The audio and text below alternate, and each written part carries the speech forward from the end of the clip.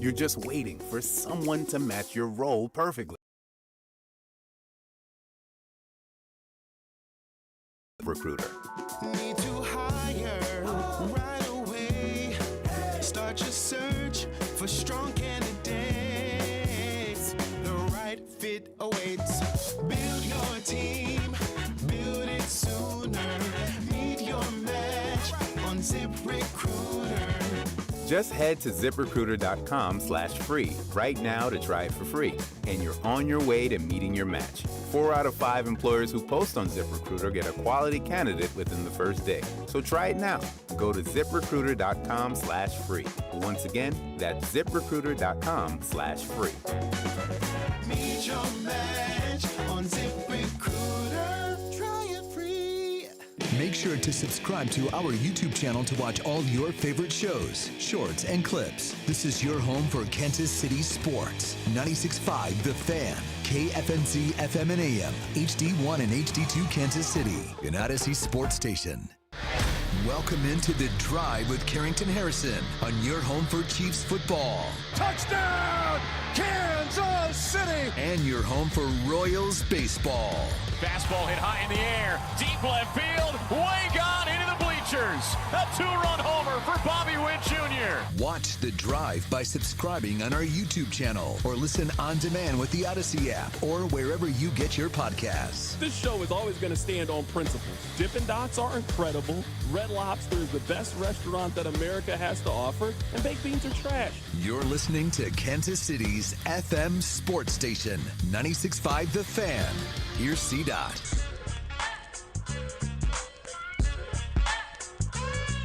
Let's do this. Another day, another dollar, another edition of The Drive. You were listening to The Drive on 96.5 The Fan, 96.5thefan.com, and also the Odyssey app. My name is Carrington Harrison.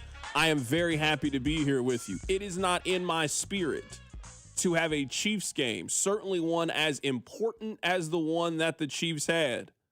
And then I'm at Oak Park Mall doing Black Friday shopping. We are here. Now, we are off early today. We are off at 5 o'clock, but you still got me for the next 3 hours. If you want to talk Chiefs and Cowboys, the phone lines are open all day, 913-586-7965. We'll take phone calls. We'll read your text. We'll go back and forth. There's certainly a lot of things to get into after yesterday's defeat, and now the Chiefs find themselves completely behind the 8 ball. I have so many thoughts. Let's get into it. But before we do any of that, you know I got to remind you of a couple of things. Number one, I need you listening to The Drive each day at 2 o'clock right here on 96.5 The Fan. Number two, I need you to tell one family member to check out the show. And number three, and most importantly, I need you to remember that the open of the show is brought to you by our friends over at The Other Place. I don't have time for the commercials today. The Other Place knows how much I love and appreciate them. This is where I would like to begin today's show.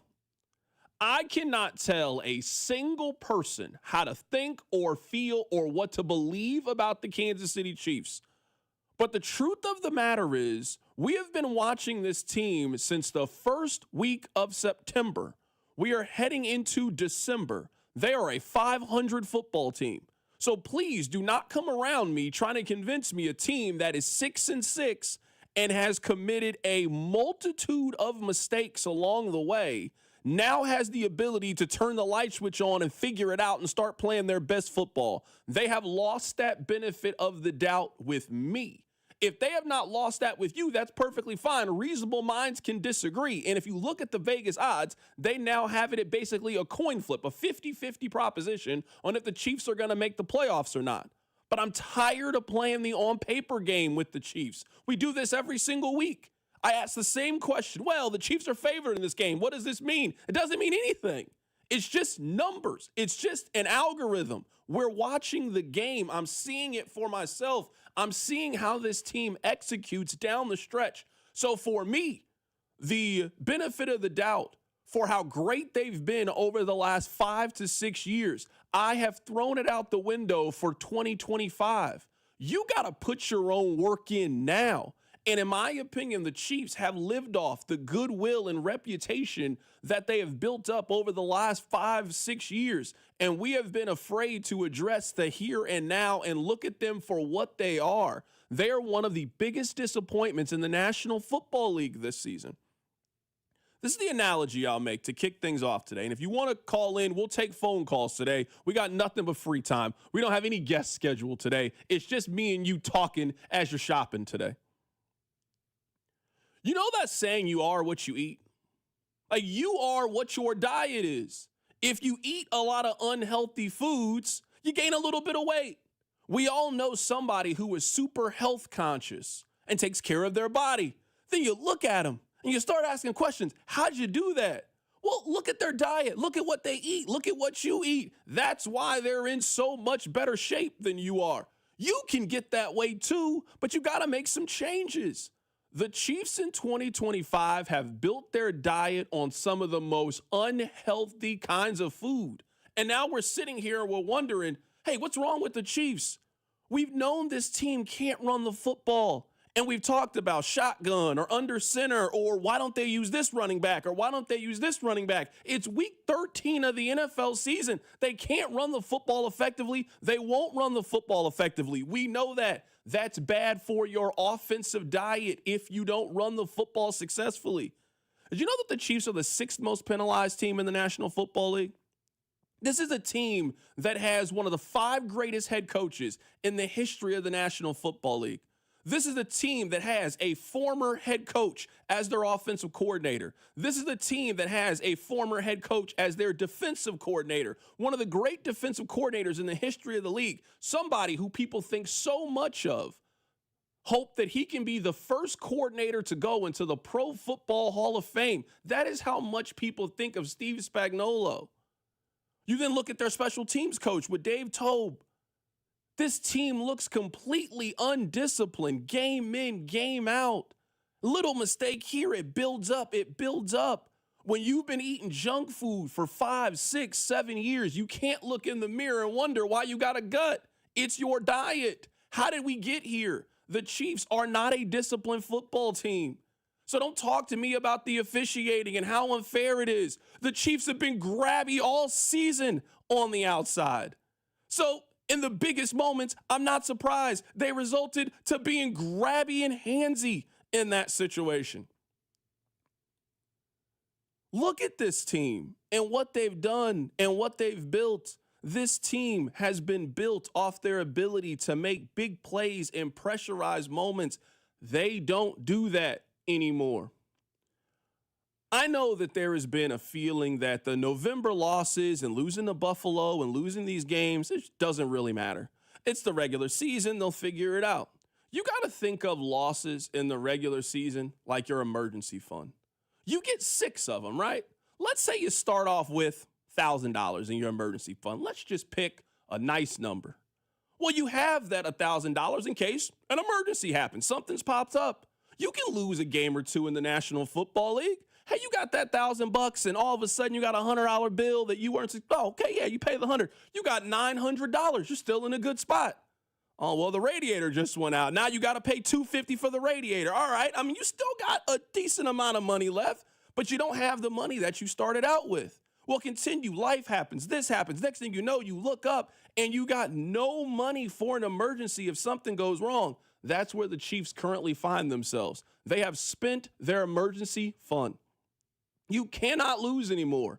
If the Kansas City Chiefs lose another game between now and February, their season is over. That is not hyperbole. That is not a hot take. That's not sports talk radio. That's the fact. That's the math. It's over. There's no more money left. You can't draw from anywhere else. Your credit cards are completely maxed out at this point if you're the Kansas City Chiefs.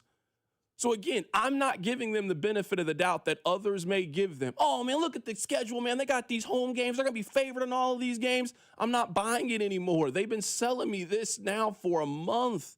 This team had a very important stretch of games. They went 1-3 during that.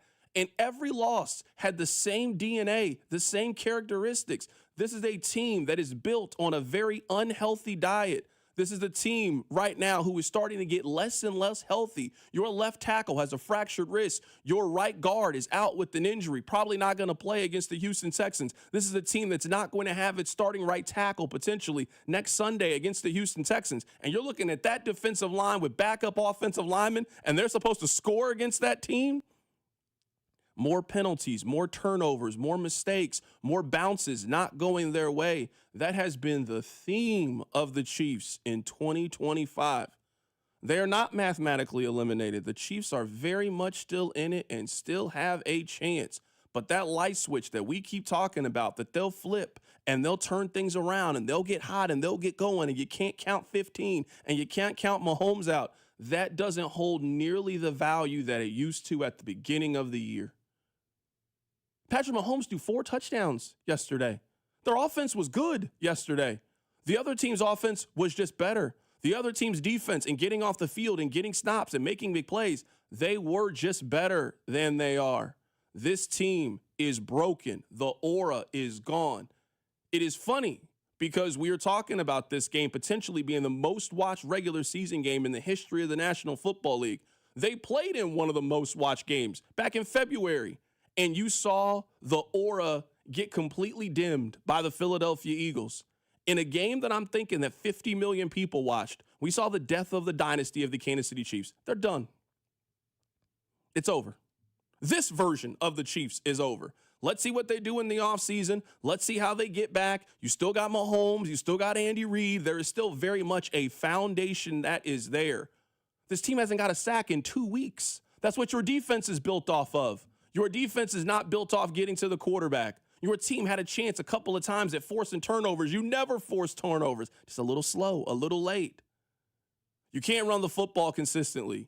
Big drop on 4th down from Rashee Rice.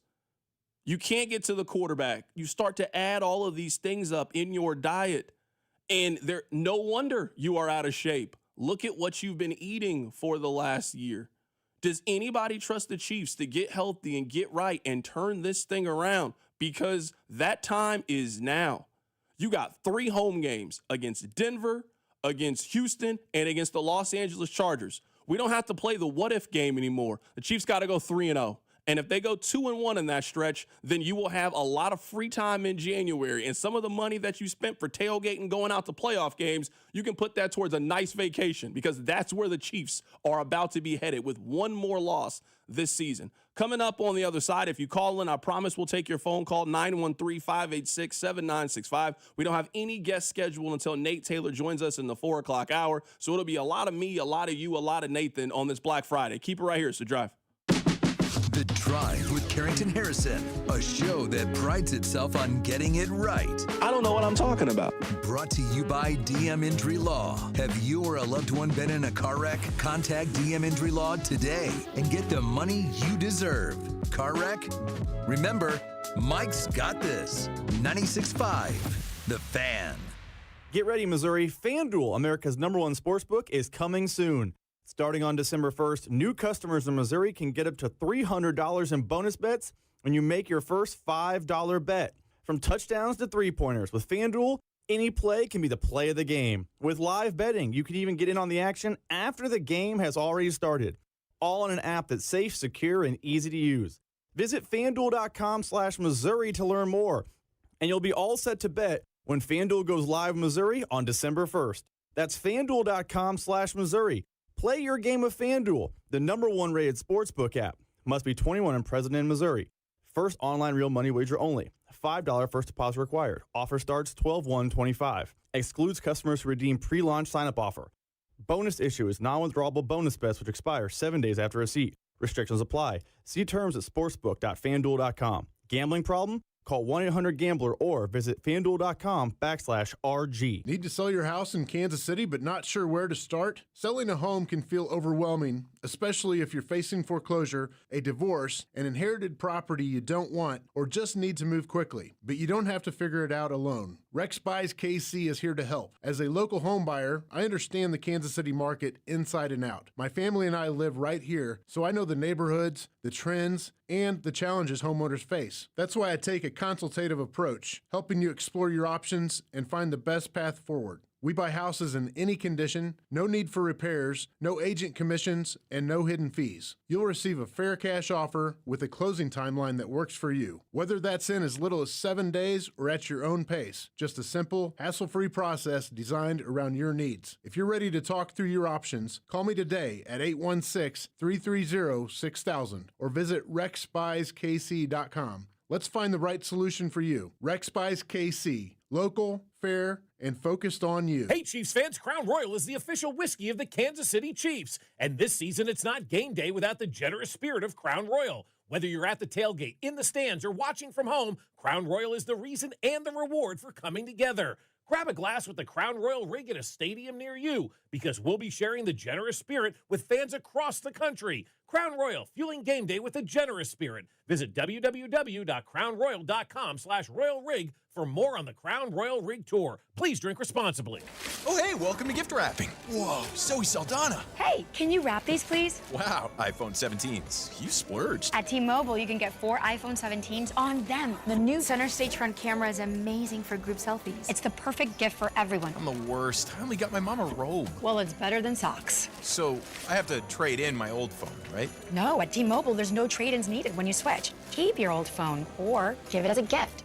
Incredible. In fact, wrap up my old phone too. For my Aunt Rosa. Forget that. Aunt Liz will be jealous. Sounds like my family. Drama. Oh, I got it. I'll give it to my abuela. I'll take reindeer paper with, hey, where are you going? To T-Mobile.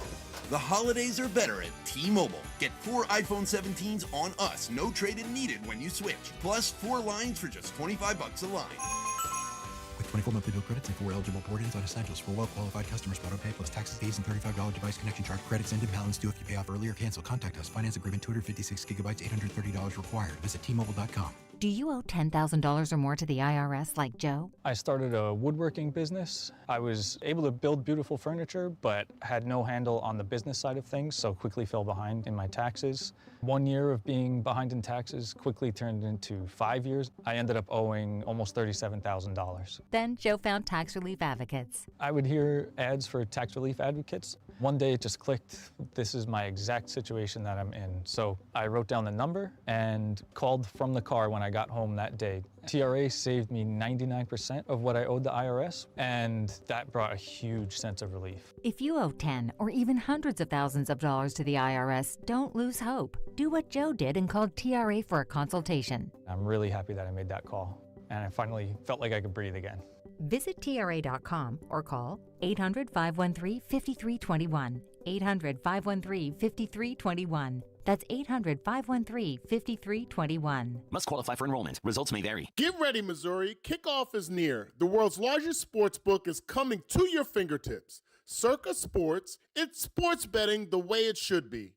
With high and transparent app limits, low holds, and exceptional customer service. Start betting like a pro in Missouri on December 1st.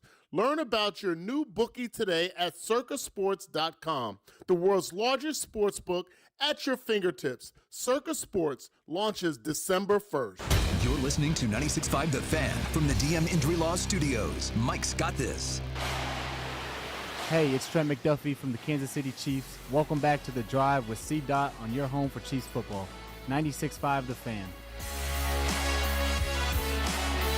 All right, text line 913-586-7965. What I don't want to do is spend time parsing words and definitions. I think the dynasty is over.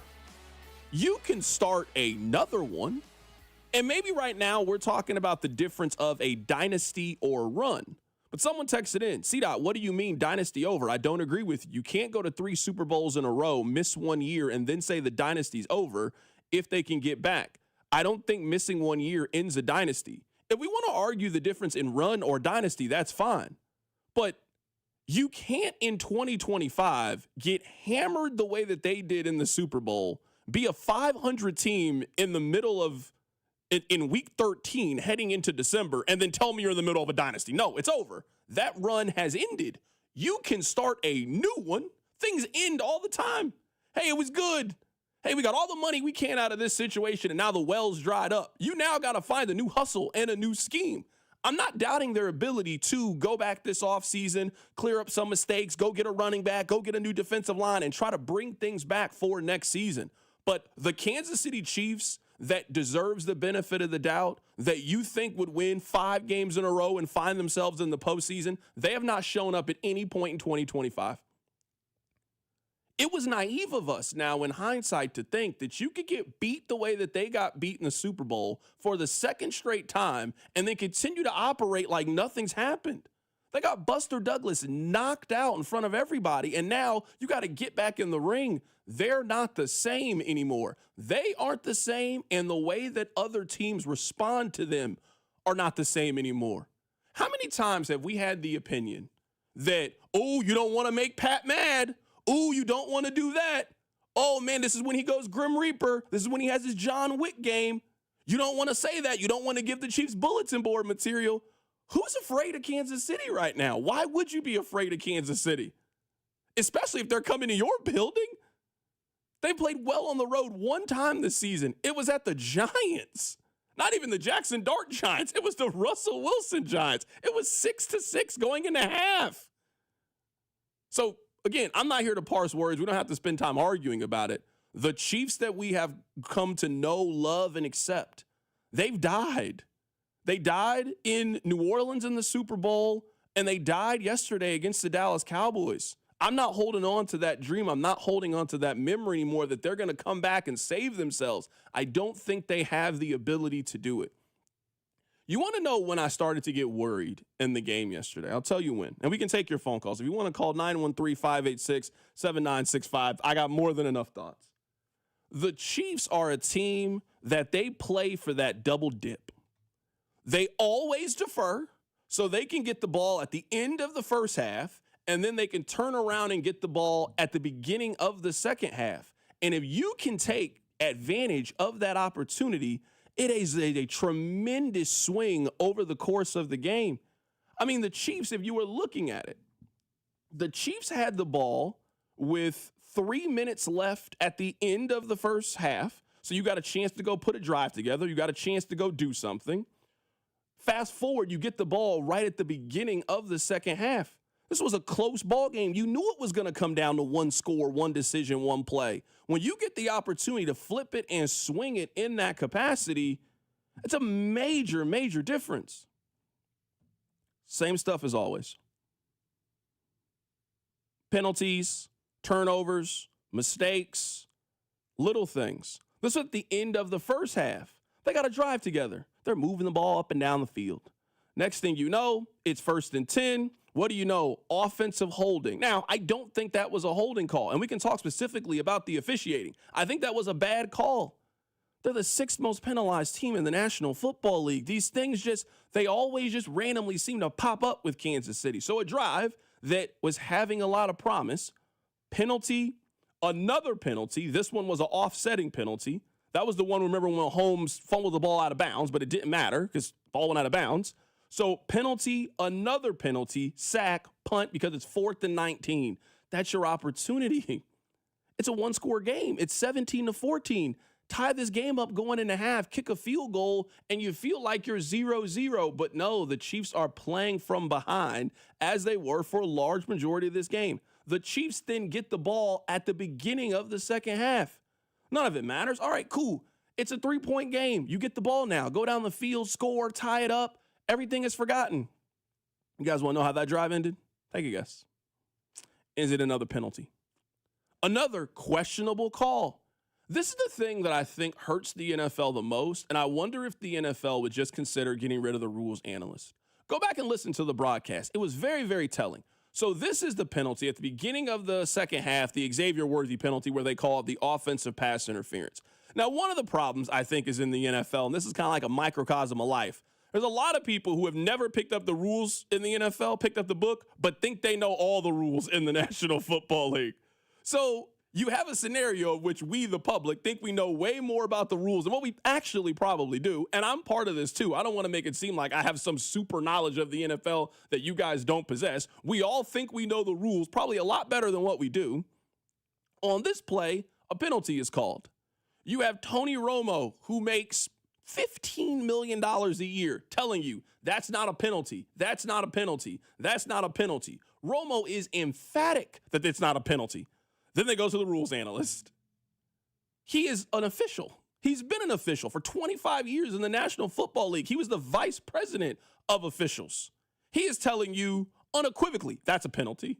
So as a viewer, what do you do with this information? You obviously trust Tony Romo, a guy who played the game, and you have to trust the official, the guy that's been doing this for 25 years, whose sole job is to communicate the rules to you as the viewer. They're not on the same page. So how can you properly educate the public? How can the public have a good understanding of this if the people paid to communicate the game and understand the game disagree about what pass interference is? Pass interference as a whole is broken, completely broken. And we don't know anything about it, just, okay, all right. It's not why the Chiefs lost, but pass interference is completely broken. That stretch right there were so many of these little stretches throughout the course of the game. But the Chiefs, they had the ball there basically uninterrupted because the Cowboys got the ball back, but it was just a knee the ball at the end of the half. I mean, the Chiefs had the ball uninterrupted for 6 minutes. At the end of the first half, they had it. At the beginning of the second half, they got 0 points out of those 2 drives. That's why you defer. You defer to have the advantage in that spot. We got a chance of a maximum of 14 points if we play this correctly. You get a touchdown right before the end of the half. You get the ball back. You go down the field. That's a huge swing and shift in the game. Chiefs didn't take advantage of it. It's been a theme this season with the Chiefs and not taking advantage of those opportunities. And in a coin flip kind of game, a margin for error kind of game where you can get an advantage can be a significant difference. And Nathan, we saw in this game, and there are plenty other opportunities. We'll get to most of them because this game was right there for Kansas City. And as what has been a theme, the Chiefs just didn't make enough plays to go in. They didn't. And I want to touch on the officiating first here because I'm not blaming the refs guy. I do have to say I have the opposite conclusion that I feel a lot of folks have about Lamb and Pickens. I heard about Lamb and Pickens all week, heard about them all day yesterday. They're obviously all over social media. Everyone's talking about how good they are. I saw a lot of hand fighting, a lot of extended elbows, a lot of contact that looked questionable from those guys. The Chiefs' defensive backs were doing the same, of course. And I believe when it comes to the pass interference call on Worthy, the officials are just bad. Case in point is Hollywood Brown's touchdown. Wanye Morris mugged a guy. I mean, tackled a guy. Most blatant holding I've seen all season across the NFL, and it wasn't called, and the Chiefs benefited from that one. So I swear I'm not blaming the refs guy, but they're just bad, and the losers, of course, are always going to have reasons to have qualms with them. What you just said at the end of your last point about the Chiefs not making enough plays is where I'm at with this team. There was something about this team that could overcome the penalties and the drops and the stall outs in the middle of the game and the failure to double. I mean, for the last half decade, we've said things that apply to regular teams don't apply to Mahomes. You don't have to win the turnover differential. You don't have to make the 2 or 3 big plays that happen in the middle of the game. And this year, the Chiefs are susceptible to that like every other NFL team is. They could overcome a Devin Lloyd pick 6 in the past. They could overcome the drops in Denver in the past and maybe some questionable officiating from yesterday. They could have overcome these things in the past. And so I don't know if it's the aura, like you mentioned earlier. I don't know if it's an extra lack of discipline or loss of talent, but that factor there isn't there this year. They're 1-6 in 1-score games. It's just the complete opposite of what we've seen Mahomes' entire tenure. They just don't have it this year. And so, no, there's absolutely no chance that I believe they're going to win 3 games against Houston, Denver, and LA, 2 teams which have beaten them already, and 1 team which has the best pass rush in the league going against this offensive line down 3 starters. I give them 0 chance. It's over. They don't have that it factor this season. Nathan, I hope my audio is working on this computer. Please help me make sure that it's working here because I need the sound for this segment. So I got to be fair. I don't try to give exemptions out on the show. There's no single person that is above criticism. Not me, not Andy, not Brett Veach. The job is the job. You guys criticize me on the text line, hey, I agree, I don't like this take. That's the job. Nobody is exempt from criticism. I only bring that up is because I would consider this person friend of the show. In fact, we just gave them the friend of the show moniker last week. I like Trent McDuffie on a personal level. We usually have Patrick Mahomes on the show. We enjoy our conversation with Patrick Mahomes. But sometimes the quarterback of the team is busy. So they give us a choice. And if we can't interview Travis Kelce, well, my next pick is going to be Trent McDuffie. Put Trent McDuffie on the phone. We like talking to Trent on this show. But my personal feelings towards Trent McDuffie don't change the fact that yesterday, on a day where you were supposed to feast, you know what he was? Barbecue chicken alert. Barbecue chicken alert. Constantly. I'm talking about deep rotisserie barbecue chicken alert routinely. Trent McDuffie at no point in yesterday's game showed the ability to defend CeeDee Lamb. At no point in the game. I think we've seen enough Trent McDuffie to know the kinds of receivers that give him very serious trouble. Because the last time that Trent McDuffie struggled as much as he did yesterday was against A.J. Brown in the Super Bowl. When you got big 6'2", 6'3", go-get-it wide receivers, Trent McDuffie, that ain't his body type. And I think they know that. We can get physical. We can body you up a little bit. And I don't really think that your little 5'10" frame can do a whole lot about it. He gets little broed by them. A.J. Brown was little broing him during the Super Bowl. And yesterday, CeeDee Lamb, he made room on his plate. He had some turkey, but of course he had some barbecue chicken alert. Barbecue chicken alert. He was unstoppable yesterday. I'm serious. He was unstoppable yesterday. I mean, he really could have hit the Chiefs for about 150, 160. But like a real teammate, you can't go up to the table and get all the food. You got to leave some macaroni and cheese for somebody else. You got to leave some greens for somebody else. You got to leave some of that green bean casserole for somebody else. Jalen Watson, you know what you were? Barbecue chicken alert. Barbecue chicken alert. Both of them getting cooked is what was happening yesterday. It was bad. The Chiefs lost this game because of a couple of different reasons. One of the reasons they lost this is they commit so many mistakes, and it's hard to overcome all of the mistakes that they make.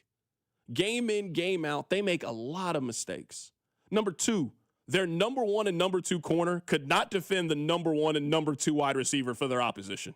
And when it was a big pass play on 3rd and 4, 3rd and 5, 3rd and 7, when it was one of those, the Cowboys got it just about every time. Don't worry, I got the numbers. They couldn't stop it. So if your number one all-pro corner is getting routed up, and Jalen Watson, who somebody is going to give Jalen Watson a massive contract this offseason, and he's been very deserving of it, but yesterday was strength v. strength. I think the Chiefs' cornerbacks are one of the strengths on this team. I think they have a very good secondary, a very good cornerback room. Not yesterday, because I'm telling you right now, it was smoked. Barbecue chicken alert. Barbecue chicken alert. It was bad yesterday. That was one of the major differences in the game, was Trent McDuffie could not cover CeeDee Lamb, and George Pickens, gobble on Jalen Watson for basically 3.5 hours. I'm not trying to take the blame away from those two. Like, I'm with you. They were not good yesterday. And McDuffie, I'm with you again, has struggled against those bigger body types. A parallel between both of the Super Bowls against the Eagles and yesterday's game, though, I will always just kind of put coverage more on pass rush than I will the cover itself. I just believe the team is built. The defense works through your pass rush. I believe the corners are as good as your pass rush can allow them to be. And so I think at some point it is, okay, we know on 3rd down, Pickens is running a slant. Is the play call just Watson getting down at man-on-man coverage and breaking that up, or are we going to help him? So I think pass rush, I think play calling, I think the amount of hand fighting the Cowboys receivers got away with all played into it. Again, they were not good enough, but it was a perfect, or I guess an imperfect storm of what those guys had to deal with yesterday. Plus, you're just playing two really good receivers in Pickens and Lamb. It's one of the best 1-2 duos, if not the best in the league right now. So, yeah, they just weren't good enough yesterday, though. Text line 913-586-7965. CDot, Trent McDuffie can't cover the elite receivers in the National Football League. I don't necessarily think that's fair. I think some of it is just size. Trent McDuffie is 5'10" and weighs 190 pounds. CeeDee Lamb is 6'3" and weighs 210. It's going to be kind of difficult to guard that guy. It's going to be very, very difficult to guard him. The Chiefs, kind of like what they need at wide receiver, they need a big body corner that can go up against some of these guys. Because you're asking Trent McDuffie in these spots to go up against a 6'2", 6'3" guy who's just bigger, stronger, more physical than he is. He's going to have a tough time. A.J. Brown was giving them a workout, and he was getting a workout yesterday from CeeDee Lamb. Let me give you some of these numbers here. These numbers come from Jesse Newell, who does fantastic work. So yesterday on slant routes, George Pickens was targeted 5 times for 4 catches and 73 yards. That is the most yards in a game off slant routes of any wide receiver in the National Football League. Pretty routinely, they were lined up one-on-one on the outside and telling George Pickens, just beat him in front of you. And I understand some of the frustration with Steve Spagnuolo, but I think there is an uncomfortable truth about the Chiefs defense. If you got to scheme and dial up pressure, and that's the only way that you can get it, you are going to put your defense in a significant disadvantage. Sometimes you just got to trust your front 4 guys to get home and get to the quarterback. And we spend a lot of time with George Karlaftis talking about pressures. And pressures sound good. Oh, man, you're getting to the quarterback. Look, you're leading with pressures. They don't have a sack in 2 weeks. The Chiefs' defensive line is really good at almost. They almost got to the quarterback. They almost got a stop. They almost hit the other team's QB, but they're not doing it. They don't have a sack in 2 weeks. You're not going up against a top 5 offense in the National Football League with the best 1-2 wide receiver combination this year and a running back that's going to run for 1,200 yards, not hit their quarterback, don't get off the field on 3rd downs, and then think you're going to win. That's not how this game works. So George Pickens was just slant merchant in this game. Just off slant routes, 4 catches for 73 yards according to Next Gen Stats. It was the best of any wide receiver in the National Football League this season. Let me give you these numbers. They come from Nick Jacobs of 41. Cowboys wide receiver CeeDee Lamb caught 7 of his 9 targets for 112 yards and a touchdown. He caught 4 of his 5 targets when guarded by Trent McDuffie for 44 yards. He had that touchdown to kick off the game. He also drew 3 pass interference calls for 50 yards against Trent McDuffie.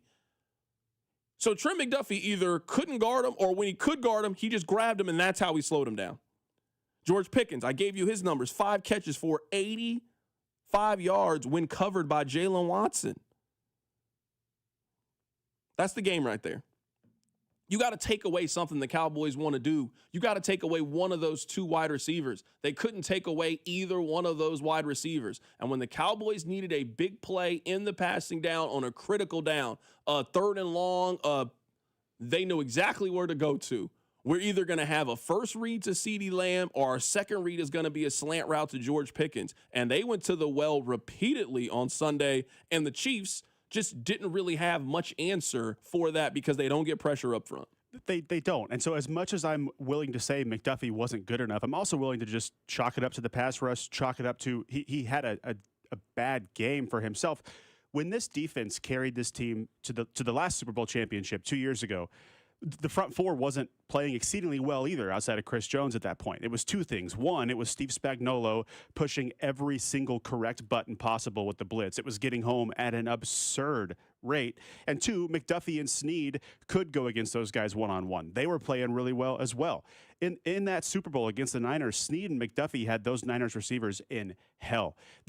A slant on 3rd down, sure, Snead's going to beat there. He's going to win the race. So I also can't fault Jalen Watson for not being the best version of L'Jarius Sneed either. L'Jarius Sneed got paid handsomely in this league. McDuffie's going to do the same. I still think it stems most to the front 4. And so I'm tired of hearing about pressures from Karlaftis. I'm tired of giving Mike Dana with 1 sack $10 million a year. They've got no real playmakers outside of Chris Jones, and they haven't in quite a while. And by the way, I do think we need to give a little bit of maybe not love to Tony Romo, but I've heard him say a dozen times in the last 5 days, as they've called both of the recent Chiefs games, the Chiefs don't win outside the hashes, whether it's a big body receiver or a big body corner. So I'm with you on that. The Chiefs don't have that guy who can either go up and get it or go up and stop it. If they're not getting home, it's a recipe for absolute disaster. I mean, I'm looking at the game. Just Charles Omenihu, MIA. Charles Omenihu didn't have a tackle in this game. Charles Omenihu didn't register a stat in this game. It's cardio is what he's getting. He's out there getting cardio. He played. I saw him out there. He was around. Yeah, for sure. He was around. Yeah. He didn't make a play. You didn't hear his name called, but he was out there getting a good workout, just getting a sweat. Sometimes what you got to do, sometimes you got to go out there and you just got to get a sweat. Had some calories to burn off after yesterday. I get 100%. it. I get it. And you look at the quarterback hits from yesterday. These are corners. These are corners getting to the quarterback. This is Shamari Connor getting a hit on the quarterback. This is Jaden Hicks getting a hit on the quarterback. Those are not supposed to be the guys that are generating pressure, especially when you look at the other side and it's Quinnen Williams getting to the quarterback. It's Jadeveon Clowney, who you bring in Jadeveon Clowney. He had 2 sacks yesterday. Jadeveon Clowney. Hey, Clowney has one role, one responsibility. You know how when you're playing basketball, how that one guy, his job is to be a shooter? He ain't out there because he can defend. He's not out. You know what his job is? Hey, stand in the corner and knock down a couple of threes. And if you can knock down a couple of threes, hey, we can live with it. Great. You gave great minutes. Jadeveon Clowney's role is to go get to the other team's quarterback. He had 2 sacks yesterday. That's what the Chiefs need. One of those kind of individuals. You need a guy, that's their one responsibility. That's what Charles Omenihu is supposed to be. That's what Mike Dana is supposed to be. You're paying Chris Jones, you're paying George Karlaftis big-time money to not have a sack in the last 2 weeks of playing football. One game went to overtime. Went to OT. You're not bringing the quarterback down. You're not disrupting drives. You're not hitting the other team's quarterback. You're not getting tackled for losses. They had 2 in this game. We've gotten a bunch of texts in the last few seconds about Omenihu, whose name was called. He roughed the passer one time. So he did touch Dak Prescott. He was announced in the game. No, you're right. My bad. I apologize. It's the diet thing that you led the show with. What have the Chiefs gotten out of their edge room since Frank Clark started having the stomach bug? Nothing. Doesn't free agent acquisition, trade deadline acquisition, draft. Nothing. I heard Mac Murray and Drew Nixon going through the names of guys in the last 5 years. The diet is catching up to them. Coming up on the other side, we'll talk about the other 2 games that we saw on Thanksgiving. We'll get back to the Chiefs coming up at the top of the hour. It was a very exciting day in the National Football League with a lot of implications, both in Kansas City and around the league. We'll get to that next. Keep it right here. It's The Drive on 96.5 The Fan. The Drive with CDot. Tune in as Nate Taylor of ESPN joins the show in studio every Friday at 4 on your home for Chiefs football. 96.5 The Fan. The Drive, brought to you by DM Injury Law. Have you or a loved one been in a car wreck? Contact DM Injury Law today and get the money you deserve. Car wreck? Remember, Mike's got this. With the first pick in the McDonald's breakfast draft, I'm going with a tasty sausage, egg, and cheese McGriddle sandwich. Bold move, sweet, savory, totally stacked. But wait, that delicious sausage McMuffin with egg sandwich is still on the board. Lucky for me, McD lets you mix and match 2 for just $5. And right now, any size iced coffee is only $1.89. Breakfast at McDonald's. That's the real winning deal. Ba-da-ba-ba-ba. Prices and participation may vary. Cannot be combined with any other offer or combo meal. Single item at regular price. Hey, it's Alex Gold, and I hope you're having a great start to the holiday season. How about making it even better? Well, Shawnee Mission Ford is going to do that for you because they're introducing the Blue Event starting on Black Friday, going through Cyber Monday, offering an additional $500 to you with any vehicle purchase, and you're still going to get the giant discounts. Top trade-in values and 0% on most new vehicles. Then just decide how you want to use the $500. That's their way of saying thank you and happy holidays from Shawnee Mission Ford. On a mission to do more. Hey, Zach. Are you smiling at my gorgeous canyon view? No, Donald. I'm smiling because I've got something I want to tell the whole world. Well, do it. Shout it out. T-Mobile's got home internet. Whoa, I love that echo. T-Mobile's got home internet. How much is it? Look at that, Zach. We got the neighbor's attention. Just $35 a month. And you love a great deal, Denise. Plus, they've got a 5-year price guarantee. That's 5 whole trips around the sun. I'm switching. Me too. Yes, T-Mobile home internet for the neighborhood. Donald, you still haven't returned my weed whacker. Carl, don't you embarrass me like this, please. What's everyone yelling about? T-Mobile's got home internet. And Donald's got my weed whacker. Yes, T-Mobile's got home internet. Just $35 a month with auto pay and any voice line. And it's guaranteed for 5 years. Beautiful yodeling, Carl. Taxes and fees apply. See T-Mobile.com/ISP for details and exclusions. BetMGM is coming soon to Missouri. Sports fans in Missouri can pre-register and get up to $1,500 paid back in bonus bets if their first bet loses. Plus, an additional $100 in bonus bets if they deposit before December 1st. Enjoy a betting app that was designed for game day with features like live bets, same-game parlays, BetMGM rewards points, and surprise boosts dropping in your account all throughout the season. It's everything a sports fan could want in one app. BetMGM is coming to Missouri on December 1st. Pre-register today. BetMGM, make it legendary. Gambling problem? Call 1-800-GAMBLER. See BetMGM.com for terms. 21 and older only. Missouri only. New customer offer subject to eligibility requirements and minimum deposit of $10. Bonus bets are non-withdrawable and expire in 7 days. Please gamble responsibly. Pending BetMGM's licensure as a mobile sports wagering operator with the Missouri Gambling Commission register for a Missouri online sport wagering account starting 11/17. BetMGM's insurance of welcome offer is conditional on full.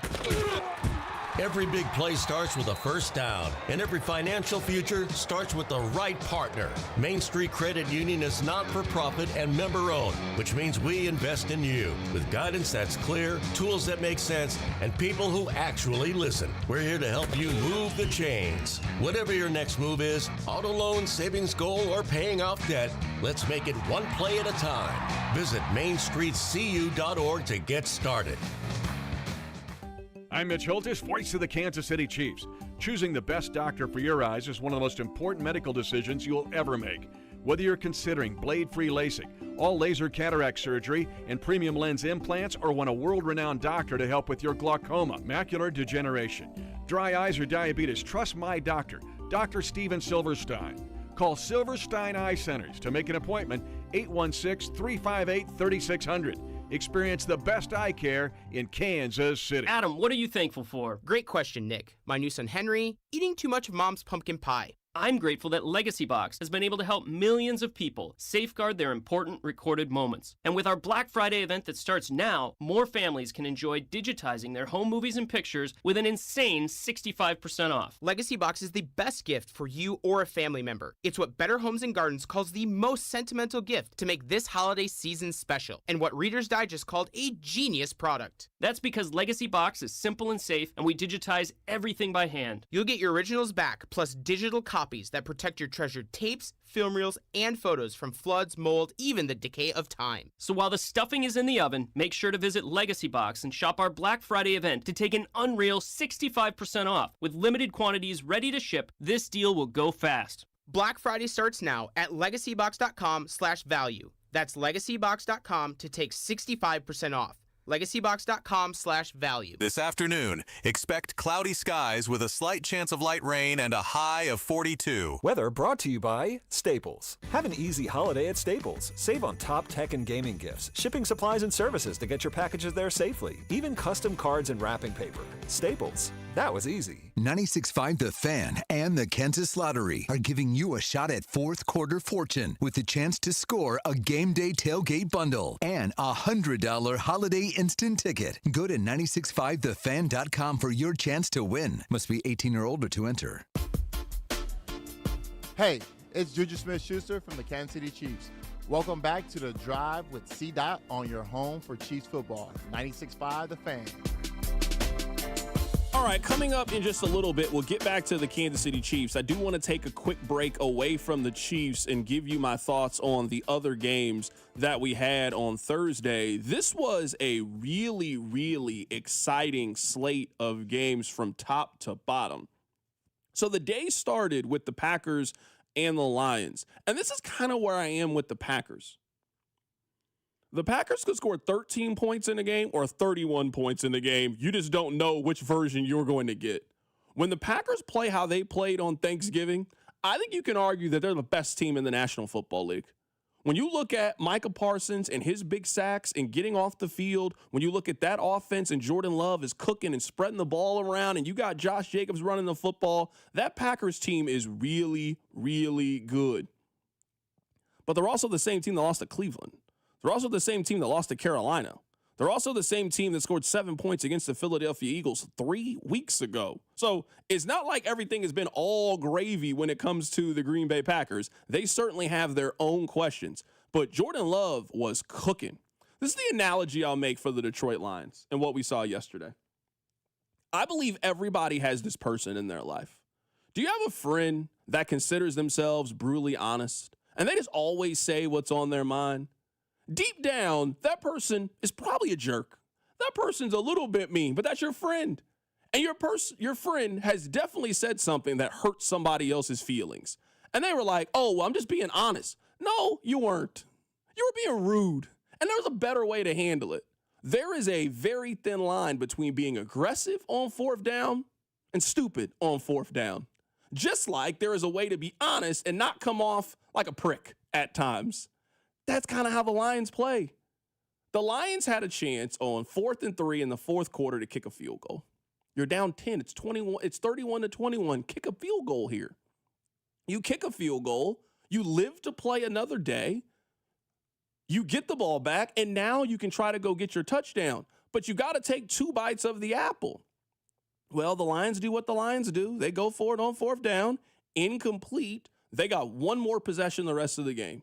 You can't score 10 points in 1 possession. That's the end of the game. Where if you flip the math and the Lions kick the field goal first, now they're down 7. They force a 3 and out. They get the football back. Now you're down 7. Now you can be aggressive. Now you know you're going forward on 4-down territories. You're calling the game with the understanding that you were going to go for it on fourth down. So you put yourself in positions to do it. For all of this aggressive, analytical football that we have seen the Lions play for the last couple of years, they have nothing to show for it but 1 NFC Championship game appearance, a game in which they lost in a game in which they made a controversial fourth down decision.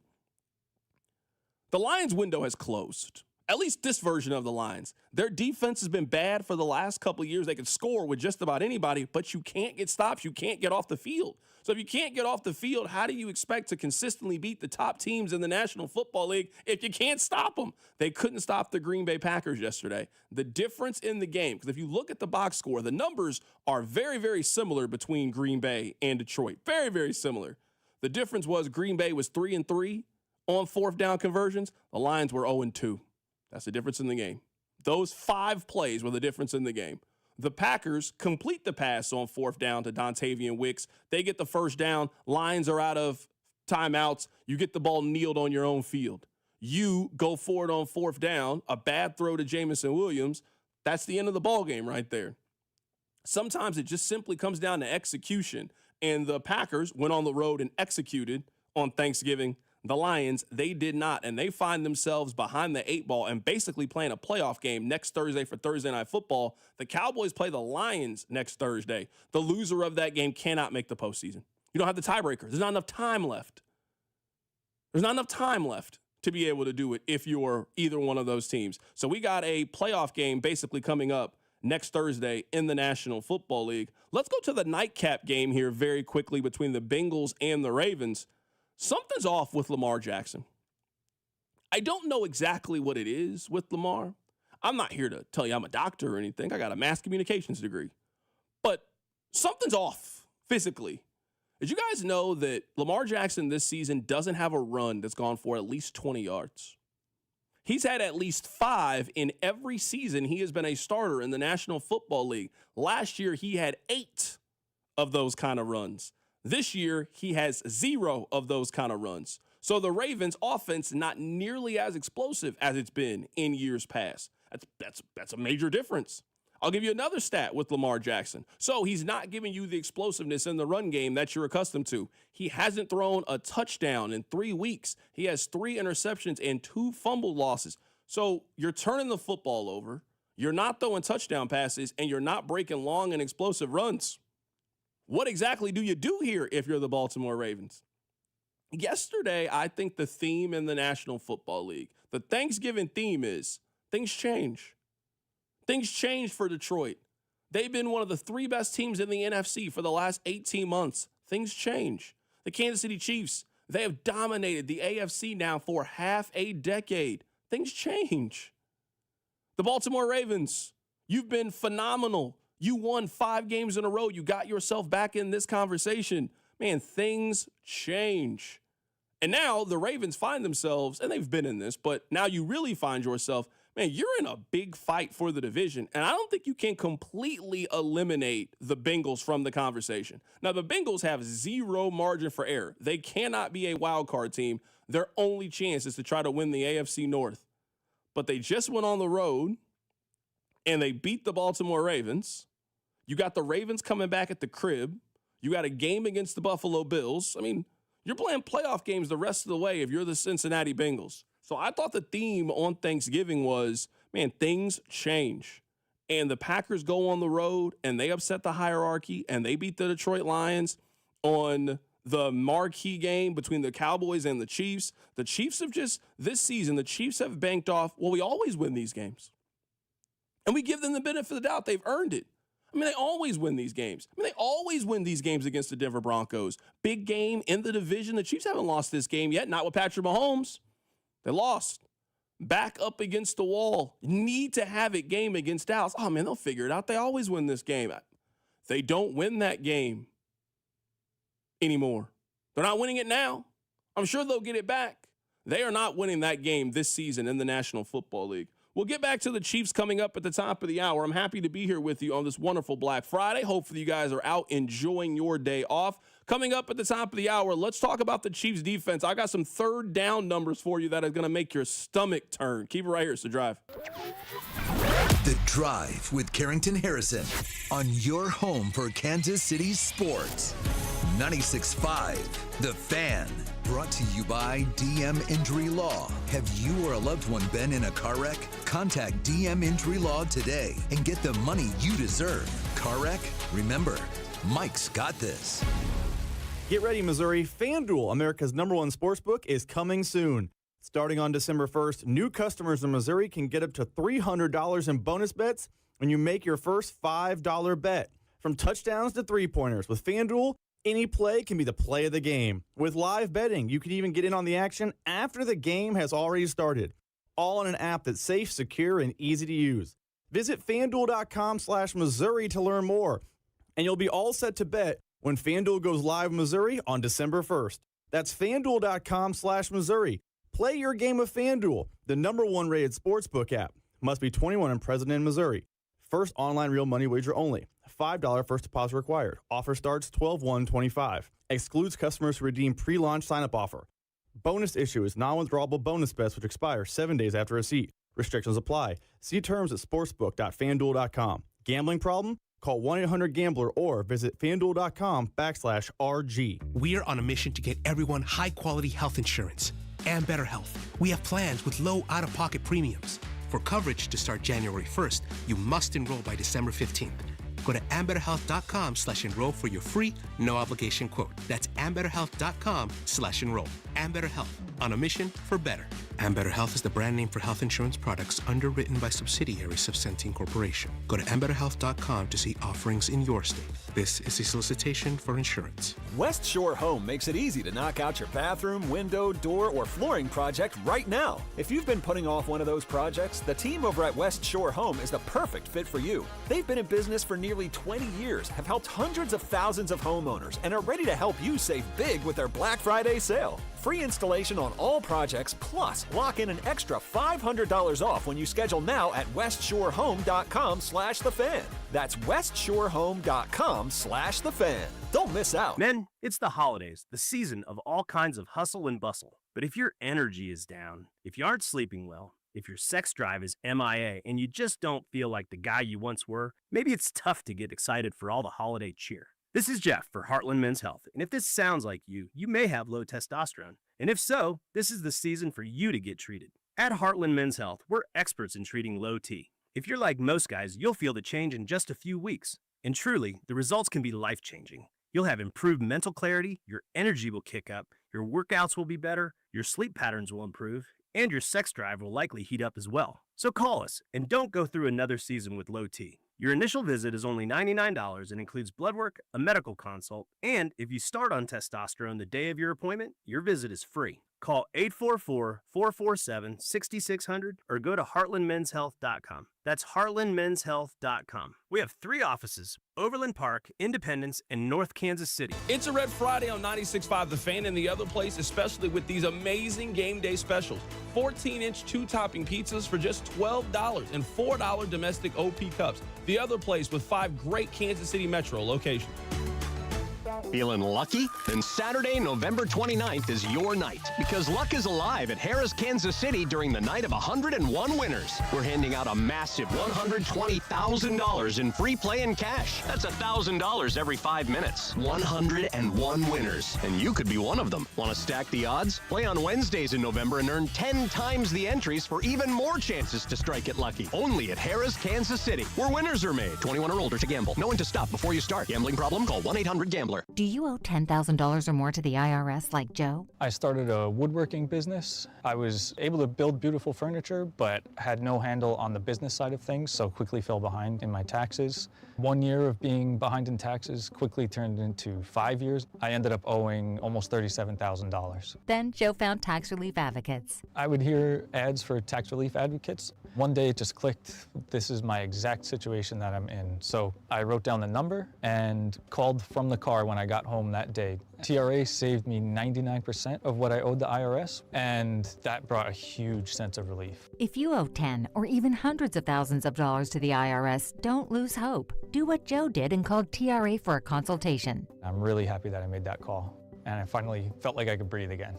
Visit TRA.com or call 800-513-5321. 800-513-5321. That's 800-513-5321. Must qualify for enrollment. Results may vary. Chiefs coverage sponsored by Park & Go. Your holiday travel made easy with all covered airport parking. Heading out of town for the holidays? Make travel easy with Park & Go. Enjoy all covered parking, free shuttles, and luggage help that'll have you feeling merry and bright. Reserve your spot now at bookparkandgo.com. Happy holidays from Park & Go. What's up, Kansas City? It's Nick Bolton. Tune in on game days to hear the play-by-play with Mitch, Danon, and Clean on your home for Chiefs football, 96.5 The Fan. KFNC FM and AM, HD1 and HD2 Kansas City, an Odyssey sports station.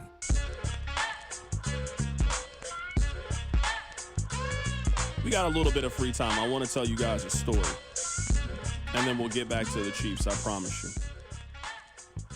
I got some stats about the Chiefs on third downs, but just bear with me for a little bit.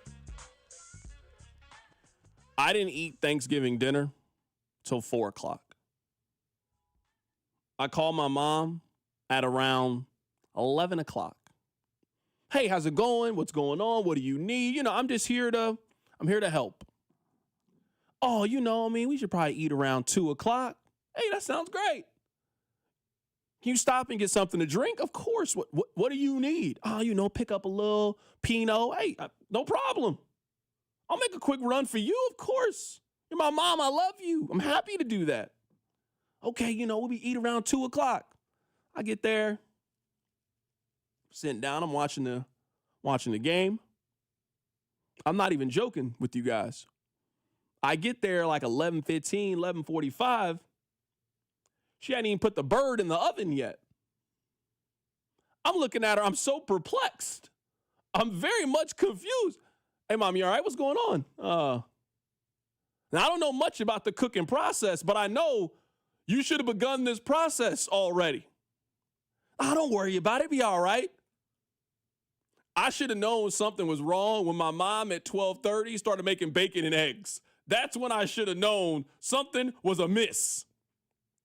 I'm sitting there, I'm watching the Lions and Packers game. Next thing I know, I start smelling, that bacon smell. Like, okay, all right. She in there throwing down in the kitchen. Next thing my mom walks over, puts right in front of me a plate of bacon and eggs. I looked at her confused. Like, what? Hold on, that's not what I expected. It's not what I paid for. I had that same look when you order Chipotle through the app and you get that bowl and it's skimpy. You're like, hold on. It's missing some things. That's the look I gave my mother. She's like, it's going to take a little longer than I thought. You think? Of course that's what's about to happen. You finessed me. My mom in there drinking wine, listening to oldies. You too focused about Luther Vandross right now. That's your problem. You're listening to Patti LaBelle right now. Patti LaBelle's done baking at this point. But you know what? I just sat back and I just played it. So then as the day is going, my mom starts to outsource some of these responsibilities to my sister. My sister's 22 years old, becoming a woman, out of college now, she's starting to grow up a little bit. She's not just kind of sitting by. She's actively in there, sleeves rolled up, in there mixing. Long story short, I had to give my sister the game ball yesterday. You know why we got to give a toast and you got to give something that you're thankful for? I gave my sister the game ball. I did. I had to say, hey, you know what, Moms? I love you. You know that. This might have been the day that the torch got passed. This might have been the day. I got to start calling her Big Mama. She's the one I should start coming to for information and guidance now. You're not holding it down no more. You're not holding it down. You should have saw the look on my sister's face when she made the mac and cheese for the family and people were giving her compliments on the mac and cheese. She had that energy when you got new shoes and you had to walk up to the pencil sharpener because you wanted everybody to see you had on them fresh J's. She twirling around. You doing all unnecessary kind of activities because you want people to see you got them fresh white Air Force Ones on. That's the energy she was walking around with. I had to give her the game ball. I'm serious. I had to give a toast in front of the whole family. Hey, you know what? I just want to let everybody know she contributed. She made the mashed potatoes. She made the mac and cheese. She had a good attitude today. I got to give her the MVP award. I really do. I just wanted to tell you guys that story. We didn't eat till about 4 o'clock yesterday. Yes, the Lions, Chiefs, and Ravens weren't the only fall-offs happening yesterday. You hate to see that. Serving breakfast on Thanksgiving at like 1 p.m. nonetheless is crazy. I would have been hot if I were in your shoes. I probably would have said something to somebody.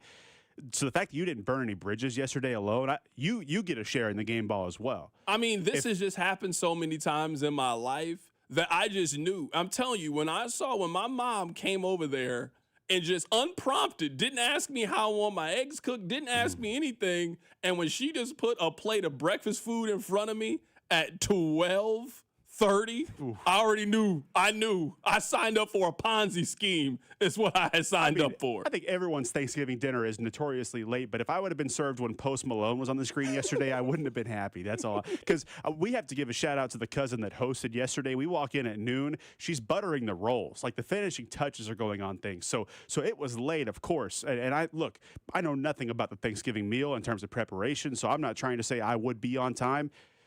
But it was the closest it's ever been for my family, so we have to give a shout out there. Now I would have been in a different space if the Chiefs are down 3 at the half, and now I'm eating Thanksgiving dinner. It was the leftovers were done, the pie was done. I was fighting the nap during the Chiefs game.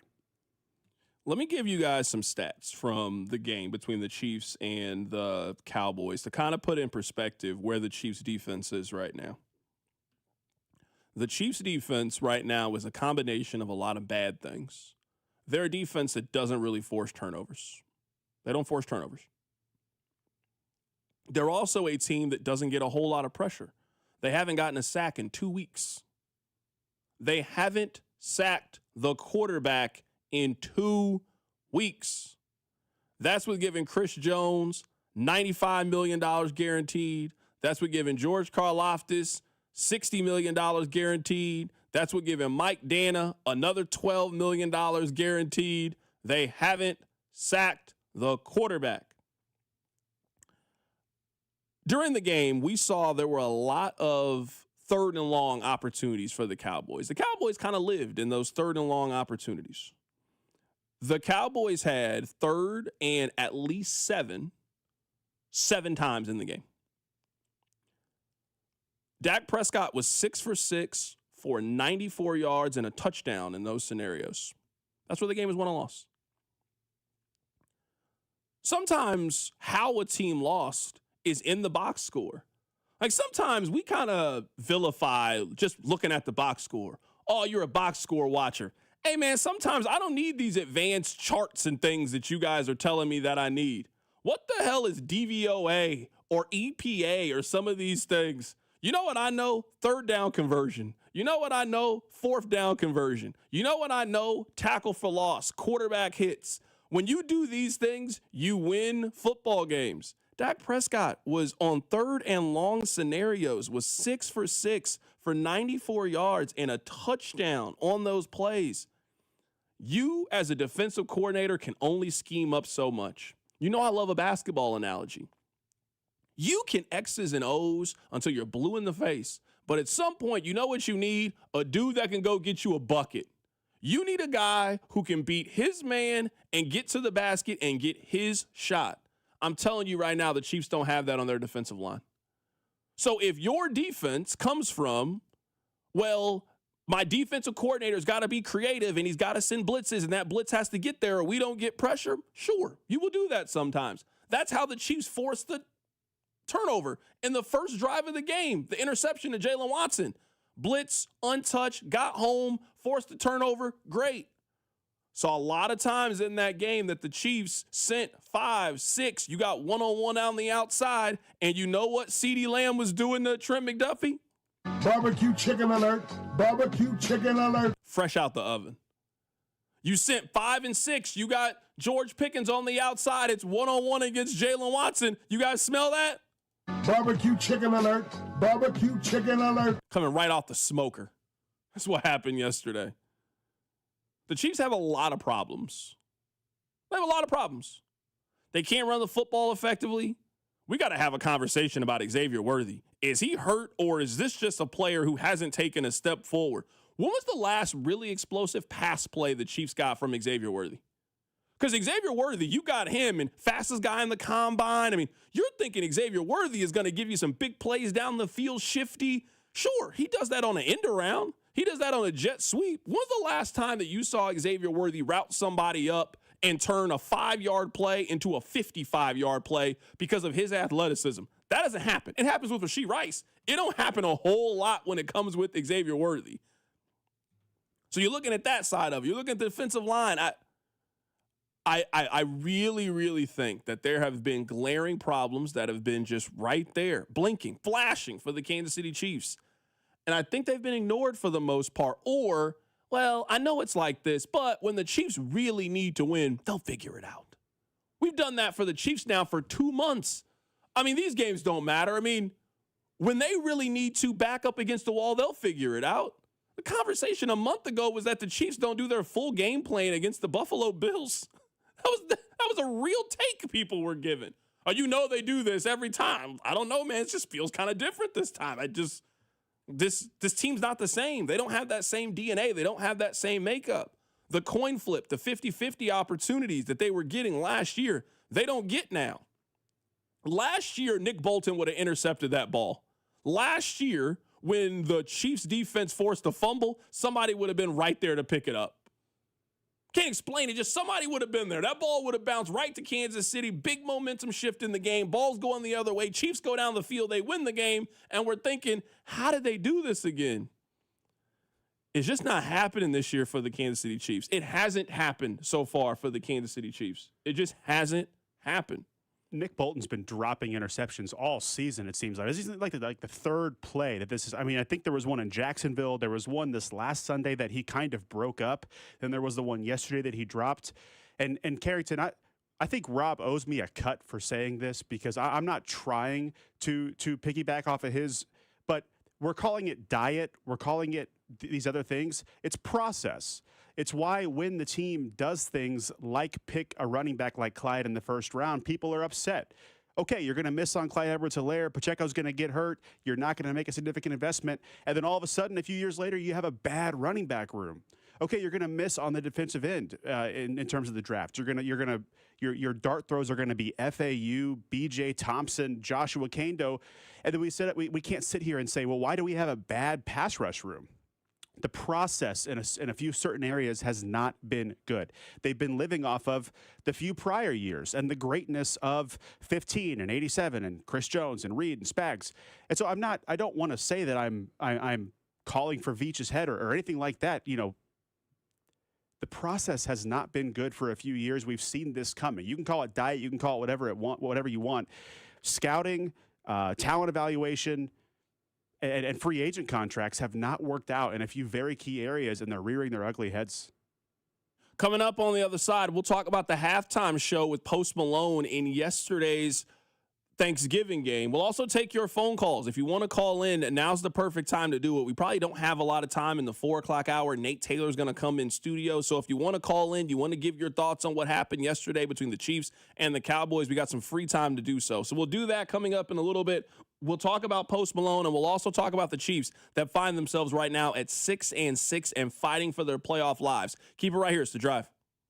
The Drive with Carrington Harrison, brought to you by DM Injury Law. Have you or a loved one been in a car wreck? Contact DM Injury Law today and get the money you deserve. Car wreck? Remember, Mike's got this. Tune in Mondays at 4 to hear the play-by-play voice of the Chiefs, Mitch Holtis, on your home for Chiefs football. 96.5, The Fan. As you've likely figured out, I can get pretty fired up. Whether it's lab diamond ripoffs, bogus sales and financing offers, or paint-by-number jewelry sold as custom, I'm pretty passionate about protecting my client family from predatory jewelers. This is Gene at House of Diamonds, and when I say client family, I really do mean family. At House of Diamonds, we have clients who have watched our kids grow from diapers to dormitories. My family and I are personally in the store every day. We go to school and church here. Our kids play sports here. We look our clients in the eye, not in their bank accounts. Our relationships are based on trust and respect, not ad gimmicks and false promises. No fake custom jewelry, no bogus sales and financing offers, and absolutely no lab diamond ripoffs. Everything at House of Diamonds is real. Me, my family, our team, our passion, and hopefully soon you. House of Diamonds on the southeast corner of College and Quivira. BetMGM is the official sports betting partner of the Kansas City Chiefs, is coming soon to Missouri. New customers can pre-register and get up to $1,500 paid back in bonus bets if their first bet loses, plus an additional $100 in bonus bets if they deposit before December 1st. Enjoy a betting app that was designed for game day with features like live bets, same-game parlays, BetMGM Originals, BetMGM Reward Points, and surprise boosts dropping in your account. It's everything a Chiefs fan could want in one app. Coming to Missouri on December 1st. Pre-register today. BetMGM, make it legendary. Gambling problem? Call 1-800-GAMBLER. See BetMGM.com for terms. 21 and older only, plus Missouri only. New customer offer, subject to eligibility requirements. Bonus bets are non-withdrawable. Please gamble responsibly. Pending BetMGM's licensure as a mobile sports wagering operator with the Missouri Gaming Commission's register for Missouri online sports wagering account starting 11/17. BetMGM's insurance of a welcome offer is conditional on full licensure. Bud Light and Tanners are teaming up to make every college game day legendary. Every Saturday, rep your college team, catch every play, and enjoy $15 buckets. Only at Kansas area Tanners locations. Bud Light and Tanners. From the stands to the bar, your game day headquarters. Numerous brands to choose from, endless options, one incredible experience. At Aristocrat Motors, we treat every driver like royalty and offer the finest luxury vehicle experience in Kansas City. Come see us today and let us roll out the red carpet for you. Oh, no. Ah, that's the sound of someone who's misplaced My debit card. their debit card. Where'd I leave that thing? Not at the gas pump, or the checkout counter, or the roof of your car. Now, if he has the Chase mobile app, he can use Card Lock. Wait, I could just lock my card. Yep, just a few tippy taps on his phone, and that sound? That's peace of mind from Chase. Chase mobile app is available for select mobile devices. Message and data rates may apply. JP Morgan Chase Bank N.A., member FDIC. If you've been diagnosed with moderate to severe plaque psoriasis, this is what it sounds like to be 1,000,000 miles away. Imagine being 1,000,000 miles away. Tremfya guselkumab, taken by injection, is a prescription medicine for adults with moderate to severe plaque psoriasis who may benefit from taking injections or pills or phototherapy. With Tremfya, clearer skin is possible. In clinical trials, at least 70% of patients saw at least 90% clearer skin at 16 weeks. Results may vary. Tremfya is also indicated for adults with active psoriatic arthritis. Serious allergic reactions and increased risk of infections and liver problems may occur. Before treatment, your doctor should check you for infections and tuberculosis. Tell your doctor if you have an infection, flu-like symptoms, or if you need a vaccine. Ask your doctor about Tremfya. Call 1-800-526-7736 or visit tremfya.com. Must qualify for enrollment. Results may vary. We all hear the radio ads about the IRS. They tell you to be afraid, to be scared, and they try to frighten you into calling. I'm not here to do that. Tax Relief Advocates is different. TRA is here to tell you that if you owe money to the IRS, whether it's $5,000, $50,000, or $500,000, we have a solution. It doesn't matter if you're sitting in your car, at work, or with your kids. No matter where you are, call now. 800-583-5795. Don't lose hope. TRA can eliminate or reduce what you owe to the IRS. Generous programs are now available that can give you a fresh start. Our passion is taxes and helping individuals fix their IRS problems. We have over 1,000 5-star reviews on Google and an A+ with the Better Business Bureau. You don't need to be afraid of the IRS any longer. End your tax nightmare today by visiting us online at TRA.com or call 800-583-5795. That's 800-583-5795. Tax Relief Advocates. Real solutions for real people. Car, truck, or motorcycle wreck? Remember, Mike's got this. Paid for client portrayal and endorsement. The choice of a lawyer is an important decision and should not be based solely upon advertisements. Give me one good reason why I should call DM Law. How about 3 great reasons? 1, it's easy. 2, it's fast. 3, the results. Mike's got this. 816-888-7500. Mike's got this. You're listening to 96.5 The Fan from the DM Injury Law Studios. Mike's got this. Hey, it's George Karlaftis from the Kansas City Chiefs. Welcome to The Drive with CDot on your home for Chiefs football. 96.5 The Fan.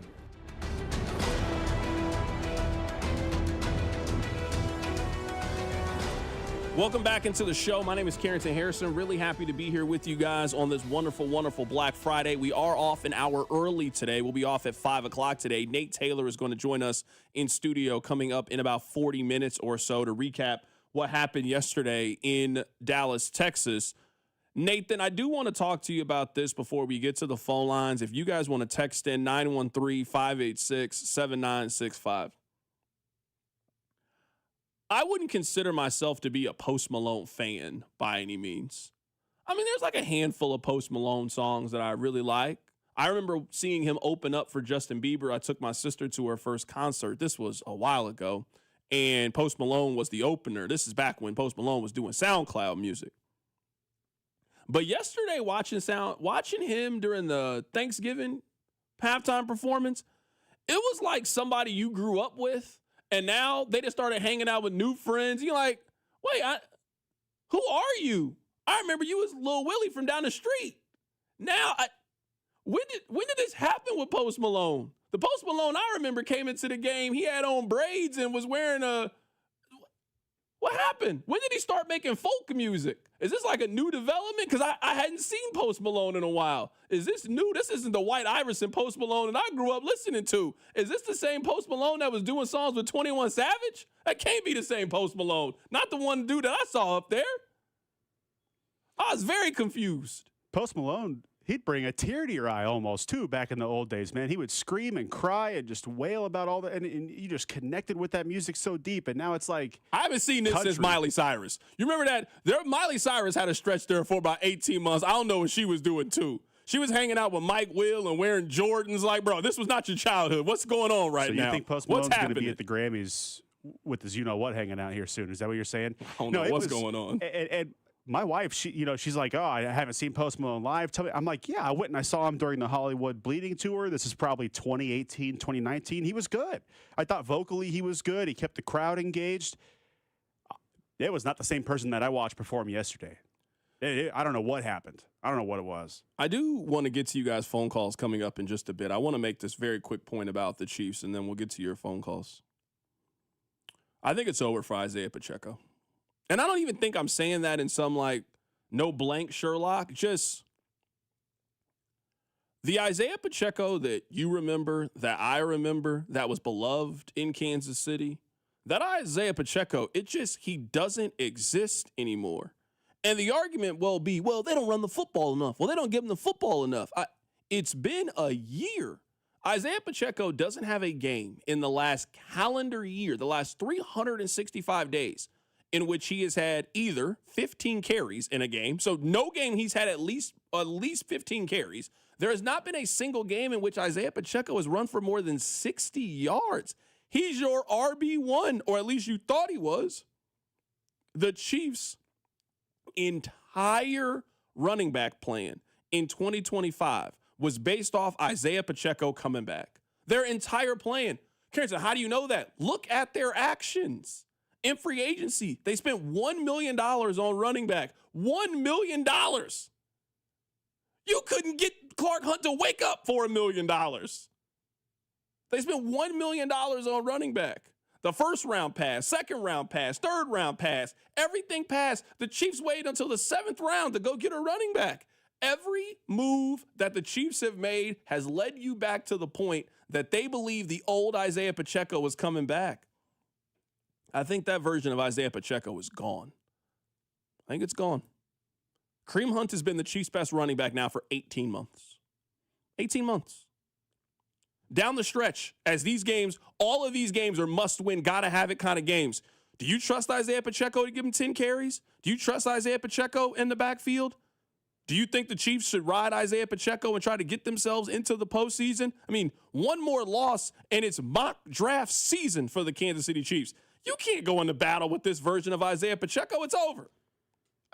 Can we be honest about what Isaiah Pacheco was before it was over, though? Like, I understand he benefited from high volume, but, like, he was always a guy with, like, speed but no home run ability. Always a guy with, like, questionable vision but just a really high motor that made up for it. He deserves all the praise he gets, and I mean, he made the most out of his career based on where he was drafted, and just you can't help but like the guy because of his off-the-field stuff and just his energy and his motor and his drive. He's one of those, fan favorites from the couple of Super Bowl runs that he was a part of. I'm still upset with the fact that last offseason's plan was Isaiah Pacheco gets healthy and improves. I think everyone could see those injuries were the end of what Isaiah Pacheco was before that time, which I don't even think was anything too substantial. So it's a complete and utter failure in the running back room this season. I think everyone could have seen that coming. I mean, Isaiah Pacheco in his first year had 170 carries for 830 yards. He averaged 4.9 yards per carry. That's a very productive back. It's not a Pro Bowl back, not an all-pro back, but for a 7th-round pick, that is great production. In his second season, 205 carries, 935 yards, 4.6 yards per carry, 7 catches, caught the ball great out of the backfield, helped the Chiefs get to and win a Super Bowl. If the Chiefs had that version of Isaiah Pacheco, they'd be leading their division.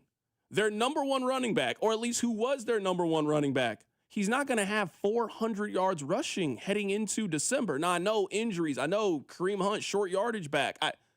They have one running back that they trust heading into this home run stretch. They don't trust Brashard Smith to give him carries. They don't trust Elijah Mitchell to do anything for him. Dameon Pierce, he just got released less than a week ago. That guy is not coming in on a white horse to save the Kansas City Chiefs rushing attack. Their entire plan was based off getting the old Isaiah Pacheco back. He was going to bounce back. He was going to be healthy. They're going to have this 1-2 punch with Isaiah Pacheco and Kareem Hunt. Kareem Hunt has done what he's supposed to do. I don't have any issues with Kareem Hunt. For a guy at this stage in his career to give you the productivity that he's given you so far, count your blessings in what you've gotten from him. He has been healthy. He has been reliable. He has been everything that you wanted him to be in his second stint with the Kansas City Chiefs. Man, the version of Isaiah Pacheco that your kid bought his jersey and we were doing memes and laughing about how he runs and his style and was dancing at the parade, that Isaiah Pacheco is long gone. Something happened with that knee injury, and whether it's physical, whether it's mental, confidence, boost, burst, change of direction, whatever it is, that version of Isaiah Pacheco no longer plays for the Kansas City Chiefs, and they could really, really use that version of Isaiah Pacheco. Let's go to the phone lines, 913-586-7965. We got some time here. If you want to call in, now's the perfect time to do so. Nate Taylor is going to be on the show in studio coming up in about 30 minutes or so. Let's go to my guy, J-Rock. Hey, J-Rock, how you doing, man? Happy holidays. Happy holidays, bro. How you doing, man? Doing good, man. Appreciate you calling in, man. Yes, sir. Yes, sir. A little disappointed with yesterday. Yeah, Pacheco, bro. I've been on Pacheco even before he got hurt last year. I hate to say that, but I've been over Pacheco. The same thing with the secondary. I've been over the secondary. I was never sold on our secondary. I don't know why. I came on late because I just got off work, so I don't know if you even really spoke about it. But our secondary is trash. And if anybody think that it's anything different, I'm sorry. 22, whoever he is out there, I don't want him back. He doesn't need to be re-signed. I know you've been fighting for him to be re-signed. Bro, he's a mediocre corner, slot at best. He's not a number one. He's not. I don't even know who the rest of our corners are, bro. Our safeties, I don't know who they are other than Cook. He gets burnt every now and then. It's just it's time to revamp the whole secondary. And that's where I'm at with that, bro. And I see that because I played secondary, some in college and in high school, and I coach youth football. The simple things our secondary, our DBs aren't doing that I'm coaching my 10 and 11-year-olds to do. And it's to the point now, bro, they got exposed by two great receivers, and I'm glad it happened because it exposes our secondary. It's time to wrap them up and get them out of here. I appreciate the call, J-Rock, man. Happy holidays to you and yours, man. Enjoy the rest of the weekend. I like Trent McDuffie, and this isn't even a friend of the show. I think Trent McDuffie is still one of the better corners in the league. I just think we know what Trent McDuffie's weakness is. If you're asking Trent McDuffie to cover the big 6'2" physical wide receiver, that's just not who he is. I also think you got to give the cornerback room a little bit of leeway in their front four doesn't create pressure. It's a little bit of chicken or the egg. Say what you want about the cornerback room. If your front four doesn't get home and you got to take some of those guys who should be playing in coverage, and now you got to use Shamari Connor as an edge rusher, you got to try to dial up some pressure with them, man, it puts your defense in a really, really bad spot. I don't want to oversell what I think happened to the Chiefs secondary. The Chiefs secondary got beat by two of the best 5 receivers in the National Football League this season. I'm not saying that I think George Pickens is a top 5 receiver in the league. He has played like one this season. When you got Jalen Watson, who's a good number 2 corner, I'm sorry, the elite wide receiver is winning that battle pretty consistently against Jalen Watson. And if you got a top 5 wide receiver, CeeDee Lamb probably playing like a top 3 receiver in the league, and I like Trent McDuffie, you're a 5'11" corner, and CeeDee Lamb is a high point, go get it kind of guy. That guy's getting beat a lot of times, and he was getting beat yesterday. That first touchdown of the game, that is just mano. He's just bigger than you are. So I still like McDuffie. To me, McDuffie is part of the solution. Their problem is they don't get pressure up front. And if you're not disrupting timing, if you can't get pressure with your front four, it's just not realistic to think you were stopping top 5 defenses. The Broncos don't do a great job taking the football away. Man, they're number 1 in sacks. They got a guy in Nick Bonito. Every time he goes out there, you got to account for him. The Chiefs don't have that kind of guy coming off of the edge, and that drastically shapes your defense. And the Chiefs have to gamble and take more chances because of that. And when you take more chances, you leave guys in one-on-one situations. I don't care how good of a corner are. You got CeeDee Lamb on a one-on-one situation. He's beaten 95% of corners in the National Football League. Let's go to the phone lines. Tyler called into the show. Hey, Tyler, man, happy holidays, bro. Good, you too, CDot. Thanks for taking my call, my guy. No problem, man. Appreciate you. Yeah, and to be honest with you, thanks for sharing your eating experience. I had a similar go with the late bird in the oven here. I was like, oh, my God, I'm about to eat the tablecloth. So I was laughing when you were telling your story, bro. Tyler, I appreciate that, man. I'm happy somebody feels my pain. Well, man, anyway. Post Malone looked old and under the influence. We looked old and slow as a defense. It did feel like a playoff game, but oh, man, we need a new running back room bad. Checo was bad. You know, why CEH is getting touches these past couple games is killing me. I think Watson is a Pro Bowler, not McDuffie. McDuffie's just too small. You know what I mean? 5'11" versus 6'3". I play basketball. I'll post you up right now. 0 sacks past 2 games doesn't help at all. You know, Chris Jones kind of seeming like a no-show. I love Nick Bolton, but I wish he could catch, man. He'd have 2-3 picks. And then last thing, Matt Ariza's punts, man. We were hitting him, keeping him down there. If it wasn't for that, it could have been much worse. So anyway, appreciate your time, guys. I'll listen off the air. Absolutely, man. Tyler, I appreciate you. And I don't mean this as a negative in any way, man. I loved your phone call. I loved your energy. If we shouting out Matt Ariza, man, it tells me everything I need to know about how yesterday went. We get Matt Ariza game balls.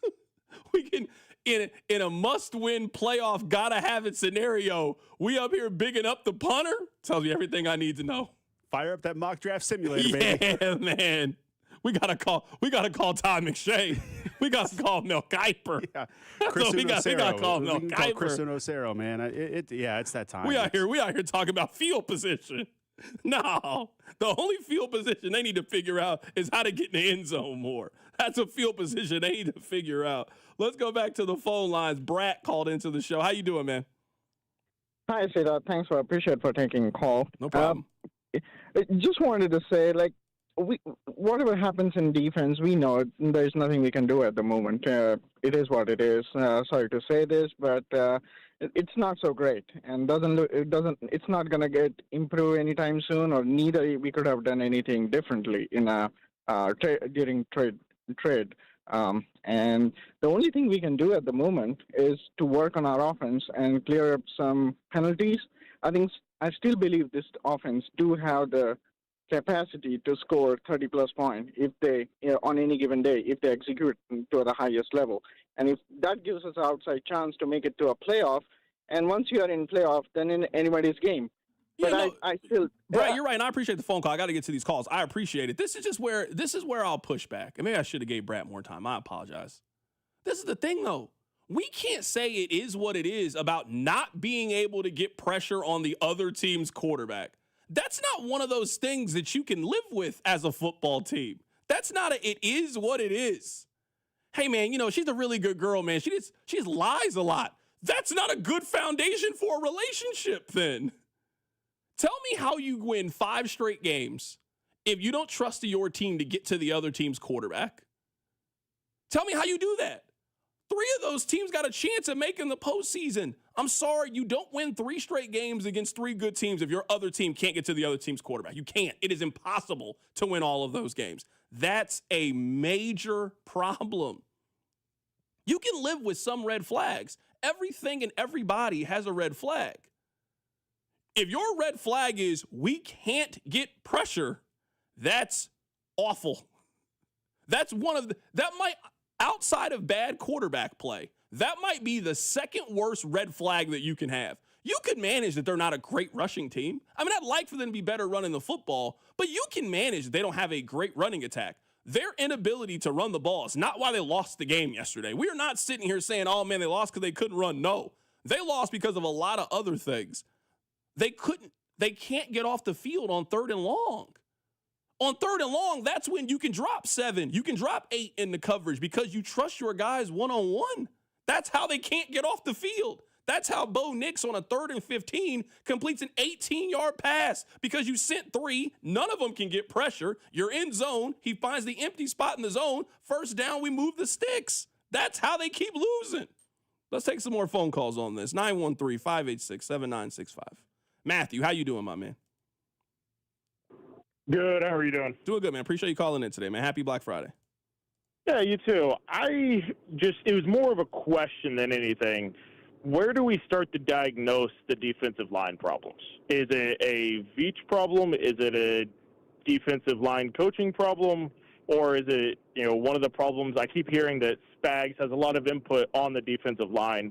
Should we stop that if that's the issue? I just kind of want to know where to go from here. That's a great question, Matthew. I appreciate it. I would say their problem is twofold, threefold. Number one, I think the expectation from a lot of people is that George Karlaftis was ready to take the next step and that George Karlaftis was ready to be a star.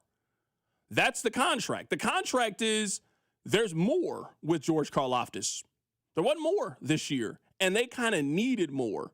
They needed George Karlaftis to kind of be that guy to take that next step forward. He ain't taking a next step forward. This is the same George Karlaftis. And I would say one of the symptoms with the Chiefs is, man, a lot of the stuff they do is the same. What's better this year from the Chiefs? I mean, their wide receiver room's a little bit better this year for sure. I mean, you got Xavier Worthy, you got Rashee Rice. Those guys are healthy. Their wide receiver room is better. There's not really much else on this team that you would say is improved. Left tackle. From where they were last year. That's about it. Yep. So that's a thing to me. Also, you can't draft a kid solely because it's going to make you feel good at the draft. Let's be honest about Felix Anudike-Uzomah. I don't know if they draft Felix Anudike-Uzomah if the draft was in Pittsburgh. I don't know if they draft him if the draft was in Miami, but it's Kansas City. Clark is paying for everything. We were all laughing. Oh, I mean, Clark. Clark's not going to let them trade down the pick.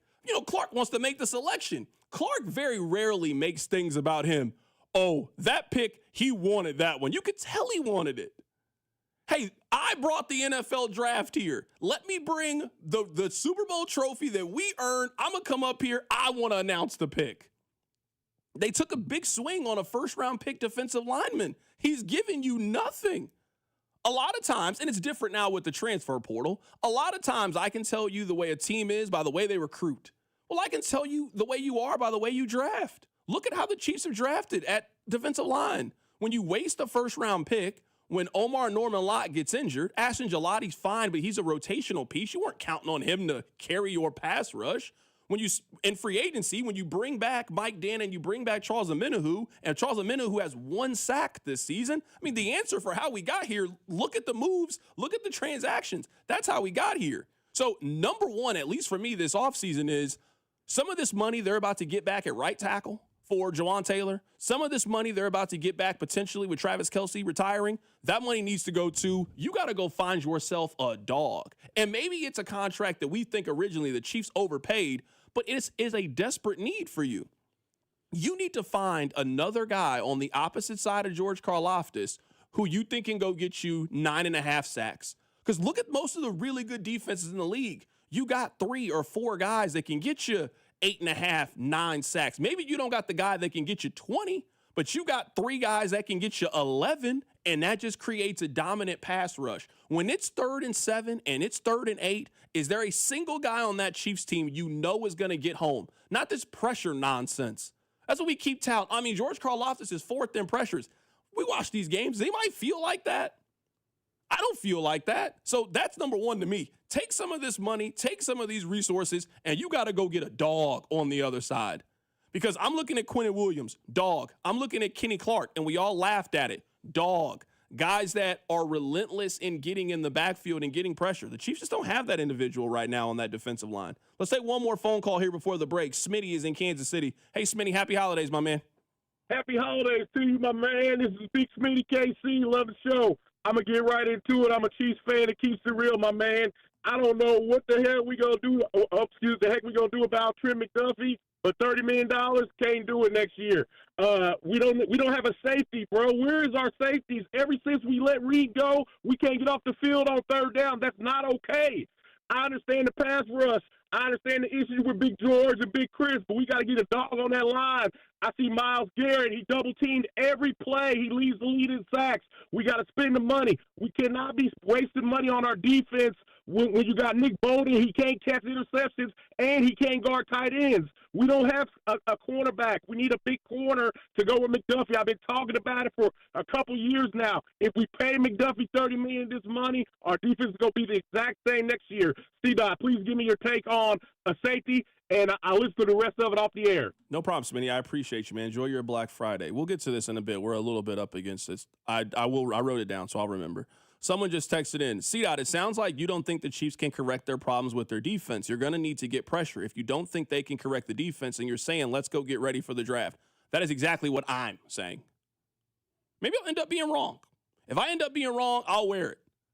You cannot sell me a 6-6 football team heading into the final month of the season and now tell me how they're going to win 5 straight games and turn things around. You can't sell that to me. Not when you haven't been able to sell it to me for 3 months. We've been doing this for 3 months with Kansas City. We've been saying the same stuff. Oh, well, I mean, hey, this game against Buffalo is super important. You know, the Chiefs need it. Hey, this game against Denver, it's for the division. It's super important. Hey, the Chiefs got a chance to be 7-5 going into it. We've been playing this game now for 5 weeks. At some point, you just got to accept it. It's over. It's over. It's over for this group. This group, they had a great run. They had a great run. Doesn't have to end. You guys don't have to break up hating each other. It can end amicably. But this is a 9-8, 10-7 football team that needs to start over and start fresh and redecorate. That's what they got to do. That's where I am. I do not think they're making the playoffs. You cannot sell me that they are going to beat Houston, Denver, and Los Angeles. They haven't done that all season. And if you're pointing to the stretch at home where they beat the Raiders and the Commanders, you got to sell me something else. Keep it right here. It's The Drive. The Drive with Carrington Harrison on your new home for Chiefs football. 96.5 The Fan, brought to you by DM Injury Law. Have you or a loved one been in a car wreck? Contact DM Injury Law today and get the money you deserve. Car wreck? Remember, Mike's got this. Black Friday weekend just got a whole lot more exciting at Twin Peaks. We're throwing a costume party November 24th through 26th, and again on the 28th with drink specials, giveaways, and more. And yes, the Twin Peaks girls will be dressed to impress all weekend long. So after you snag the shopping deals, slide over for ice-cold drinks, great vibes, and a little holiday fun. Kick off the season with style only at Twin Peaks. Twin Peaks. Eats, drinks, scenic views. Don't drink and drive, keep friends alive, speak up and say, put keys away, takes everyone, still can have fun, from everywhere, people who care. Remember when the fun is over, always plan to have a ride that's sober. Don't drink and drive, keep friends alive, don't drink and drive, don't drink and drive, don't drink and drive, don't drink and drive. You don't need carolers, you just need a voice. Prevent tragedy. Speak up for a sober ride. Brought to you by Save Mo Lives. Hey, it's Alex Gold, and I hope you're having a great start to the holiday season. How about making it even better? Well, Shawnee Mission Ford's going to do that for you because they're introducing the Blue event starting on Black Friday, going through Cyber Monday, offering an additional $500 to you with any vehicle purchase, and you're still going to get the giant discounts, top trade-in values, and 0% on most new vehicles. Then just decide how you want to use the $500. That's their way of saying thank you and happy holidays from Shawnee Mission Ford. On a mission to do more. Hi, I'm Andy, your friend and jeweler at Shane Company. As a product development manager, I make sure every piece of fine jewelry at Shane Company is meticulously designed for quality. From 14-karat gold chains, pearl necklaces, diamond studs, and of course, dream engagement rings. We ensure each piece meets our high-quality standards every step of the way, including the smallest details. Come see for yourself. Visit us in store or at shaneco.com. Shane Company, your friend and jeweler. What's up, Missouri? Tony Gonzalez here. I've spent a lot of Sundays right here playing in front of the best fans in football. And now it's almost your turn to get in the game because DraftKings Sportsbook is coming to the Show Me State on December 1st. Soon you'll get fast payouts when you win, a safe and secure app that's easy to use, and promos that keep the action going all season long. It's America's top-rated sportsbook app. New customers can sign up right now and score $300 in bonus bets on launch day, December 1st. Download the DraftKings Sportsbook app and use code 965. New Missouri customers, sign up today and score $300 in bonus bets once we're live. That's code 965. In partnership with DraftKings Sportsbook. The crown is yours. Gambling problem? Call 1-800-GAMBLER. 21 and over. Physically present in Missouri. Eligibility restrictions apply. Terms at DraftKings.com/sportsbook. Subject to regulatory licensing requirements. Bonus bets are non-withdrawable and expire 7 days after issuance. For additional terms and responsible gaming resources, see sportsbook.draftkings.com/promos. O'Reilly. Cleaning your fuel system can help your engine run better and improve gas mileage. Visit O'Reilly Auto Parts and pick up a bottle of Chevron Techron Fuel System Cleaner on sale now. Buy one, get one free, plus get 2 times O-Rewards points. Just add it to your tank during your next fill-up. Stop by your local O'Reilly Auto Parts store for details. O'Reilly Auto Parts. 250 years ago, a promise was made to connect families and friends, near and far. And during the holidays, that promise is more important than ever. That's why USPS is building a better network to meet your needs, with timely deliveries, easy and affordable ways to ship, and everything you need to make your season full of holiday cheer. Our purpose is delivering your peace of mind, knowing your love will arrive, bringing joy to all. The United States Postal Service. Learn more at USPS.com/holidays. Must qualify for enrollment. Results may vary. We all hear the radio ads about the IRS. They tell you to be afraid, to be scared, and they try to frighten you into calling. I'm not here to do that. Tax Relief Advocates is different. TRA is here to tell you that if you owe money to the IRS, whether it's $5,000, $50,000, or $500,000, we have a solution. It doesn't matter if you're sitting in your car, at work, or with your kids. No matter where you are, call now. 800-583-5795. Don't lose hope. TRA can eliminate or reduce what you owe to the IRS. Generous programs are now available that can give you a fresh start. Our passion is taxes and helping individuals fix their IRS problems. We have over 1,000 five-star reviews on Google and an A+ with the Better Business Bureau. You don't need to be afraid of the IRS any longer. End your tax nightmare today by visiting us online at TRA.com or call 800-583-5795. That's 800-583-5795. Tax Relief Advocates. Real solutions for real people. Chiefs coverage brought to you by Andy's Frozen Custard. Visit eatandys.com to find the location nearest you. Top your day with a smile. Let me tell you about my good friend Andy from Andy's Frozen Custard. He's from Kansas City, never misses a game, and serves the world's finest frozen custard. Tailgate with a pick six, or grab a freshly made custom treat before or after a game. And tell him Mitch and Andy sent you. Hey, it's Trey Smith from the Kansas City Chiefs. Welcome back to the Drive with CDot on your home for Chiefs football. 96.5 The Fan. People on the text line are asking CDot, why are you here today? Because it's football season. I mean, I'll take my vacation when the season's over. Might be over a lot sooner than I had anticipated, but I mean, trust me, I'll get my days. I mean, it's been a while since I've had free time in January, but I think I might have some free time in January. Usually January, I would say most of the time, the two most busy months, my busiest months, probably the best way of putting it, are January and September. January especially. Just every day. It's just, they're in the playoffs and just January is pretty busy. September, college football starting back up, the NFL starting up, pretty busy. I forgot what it's like to have a very light January. Hasn't been that way in quite some time. Yeah, we're going to have some free time in January, I think. I'm not really mock draft guy. Haven't really been mock draft guy in a while. I think I'm going to have to be mock draft guy. It's going to be a big deal to you guys this year. It's a big deal to them. You know what they need? And this sounds like very self-explanatory, but you know what they need? They need another kind of franchise-defining draft. I would say they had a couple of those. In 2021, that's a franchise-defining draft. If you get Nick Bolton, Creed Humphrey, Noah Gray, and Trey Smith, that is a foundational kind of draft. You then follow that up with Trent McDuffie, George Karlaftis, Brian Cook, Leo Chenal, Jalen Watson, Isaiah Pacheco. That's a strong draft. It's been kind of hit or miss since then. I mean, look at last year's. Not this most recent one that we had. Look at last year's. Xavier Worthy, Kingsley Suamataia, Jared Wiley, Jalen Hicks. I mean, that's an okay draft. It's fine. I wouldn't say that's an impact draft. It's certainly not a draft in which you've hit with a lot of impact players. Xavier Worthy's fine. He's been fine so far. Kingsley Suamataia, he's your left guard. He's okay.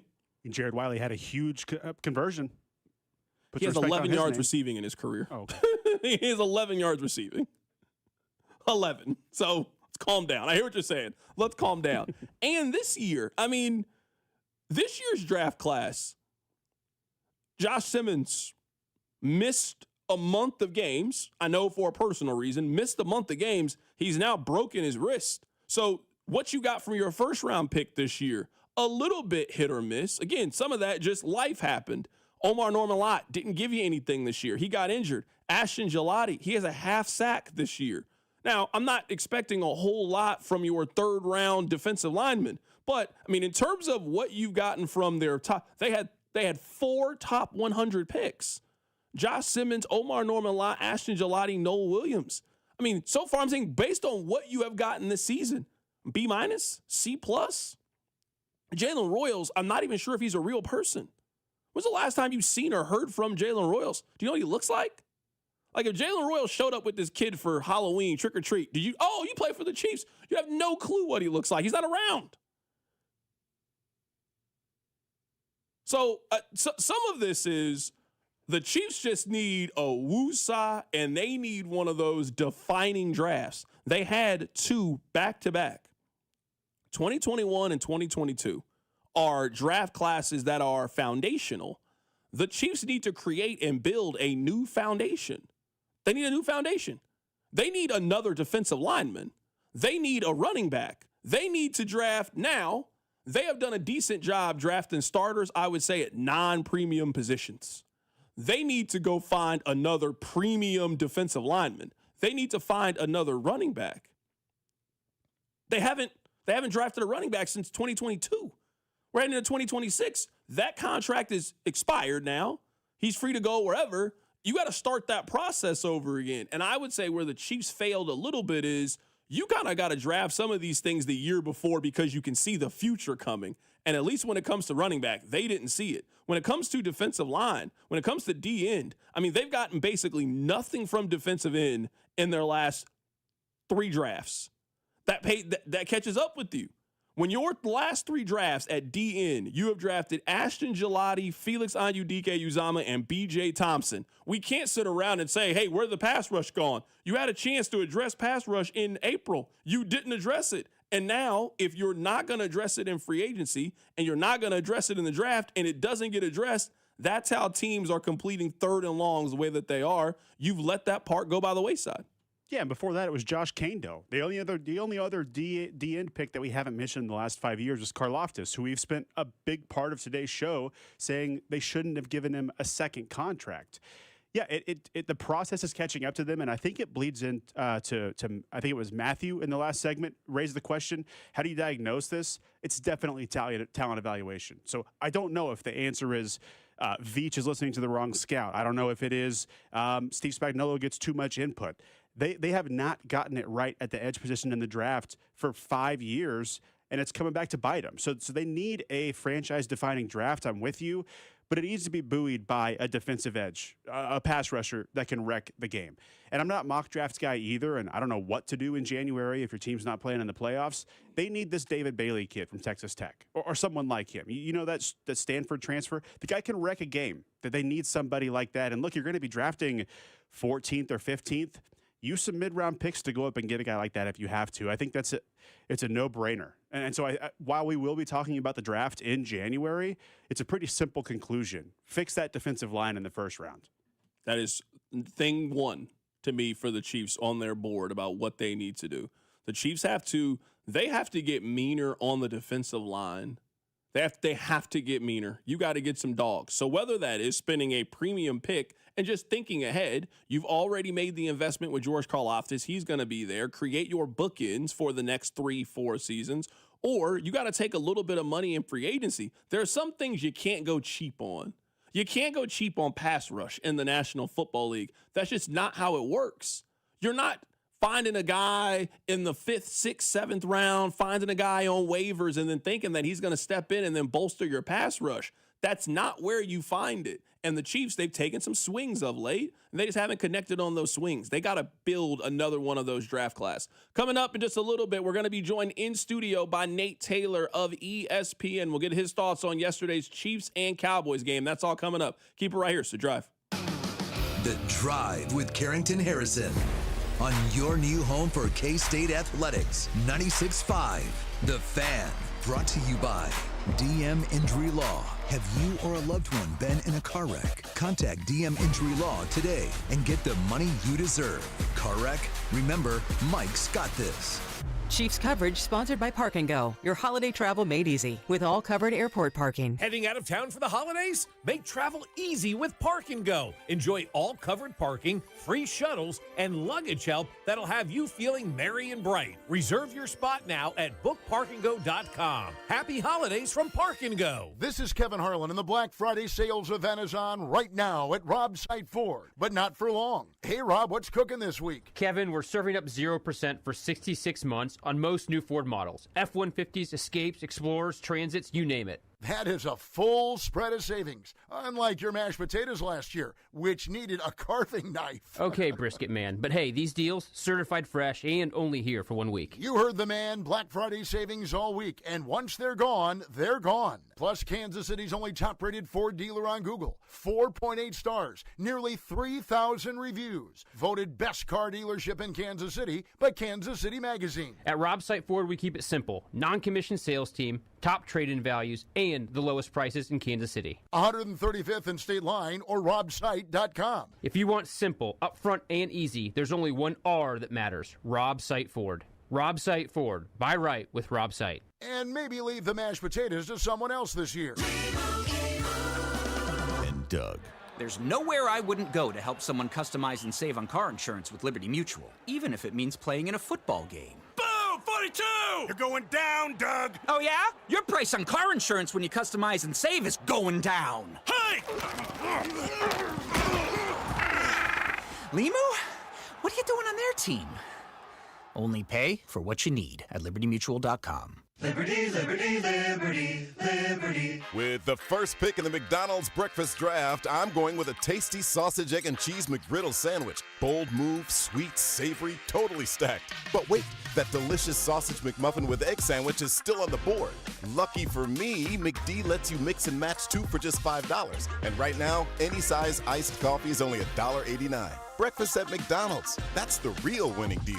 Ba-da-ba-ba-ba. Prices and participation may vary. Cannot be combined with any other offer or combo meal. Single item at regular price. I'm Mitch Holtis, voice of the Chiefs. Everyone develops cataracts naturally as they get older. When your vision is affected by cataracts, you should see my doctor, Dr. Steven Silverstein at Silverstein Eye Centers. Dr. Silverstein is a world-renowned cataract surgeon who performs life-changing laser-assisted cataract surgery with premium lens implants to correct your vision up close and far away. Trust my eye doctor, Dr. Steven Silverstein, Silverstein Eye Centers, 816-358-3600 to schedule an appointment. Would you be impressed by a factory copy of the Mona Lisa? Of course not. So then why are we supposed to be impressed with so-called designer jewelry? This is Gene at House of Diamonds. Big-name designers create one original piece, then manufacture thousands of copies, pricing them like they were all originals. That's not how we do things at House of Diamonds. Each piece of jewelry we create is an original, designed and crafted by hand, just for you. No copies, no mass production in an overseas factory, just one of a kind, like the love of your life.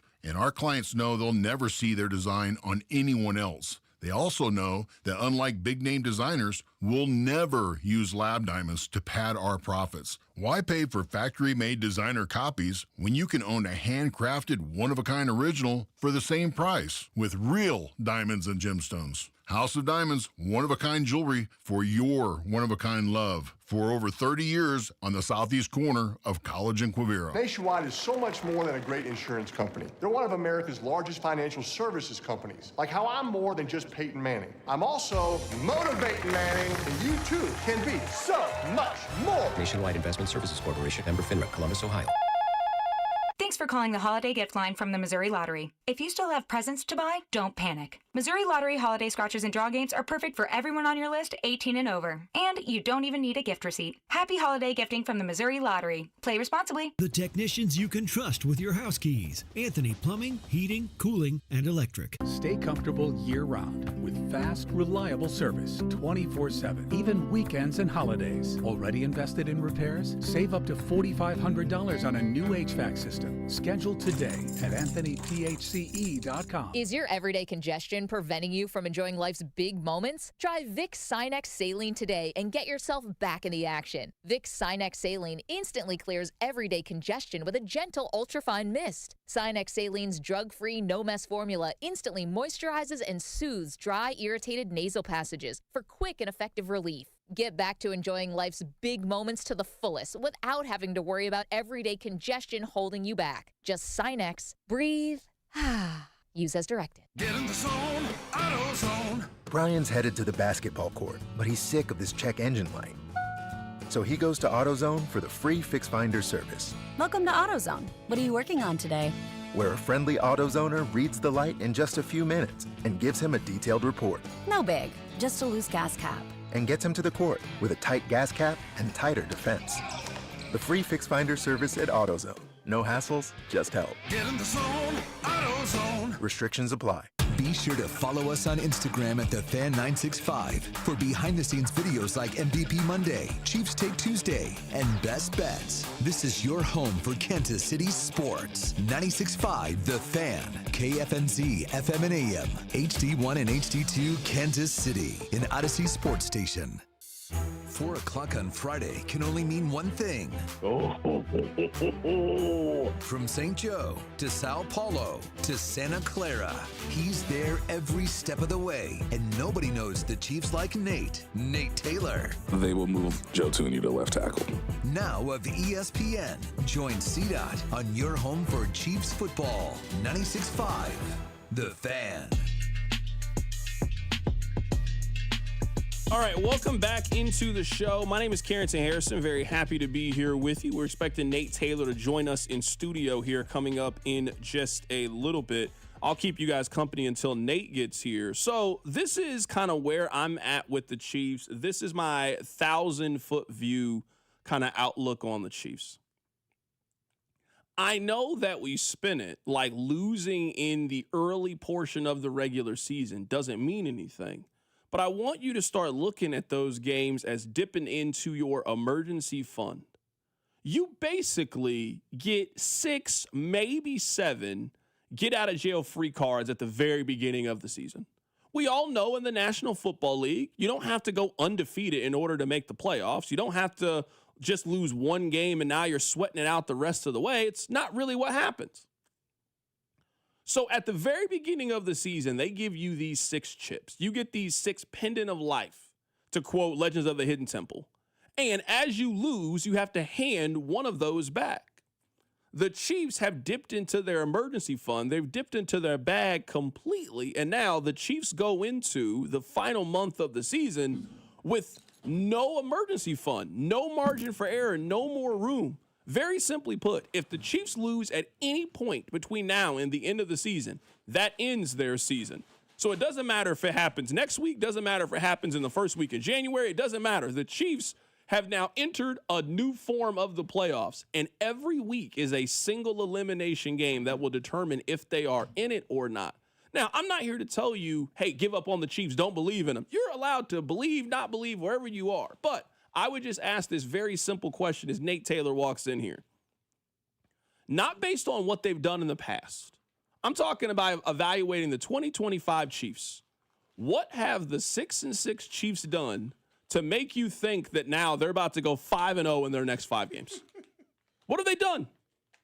Has this team played a consistent brand of football where you think that against Denver, against Houston, against the Chargers, you think that they're winning all of those games? Well, they're at home. Yeah, that counts. But I'm just going to guess. I'm just going to go out on a limb and guess that all 3 of those games are going to be close in the fourth quarter.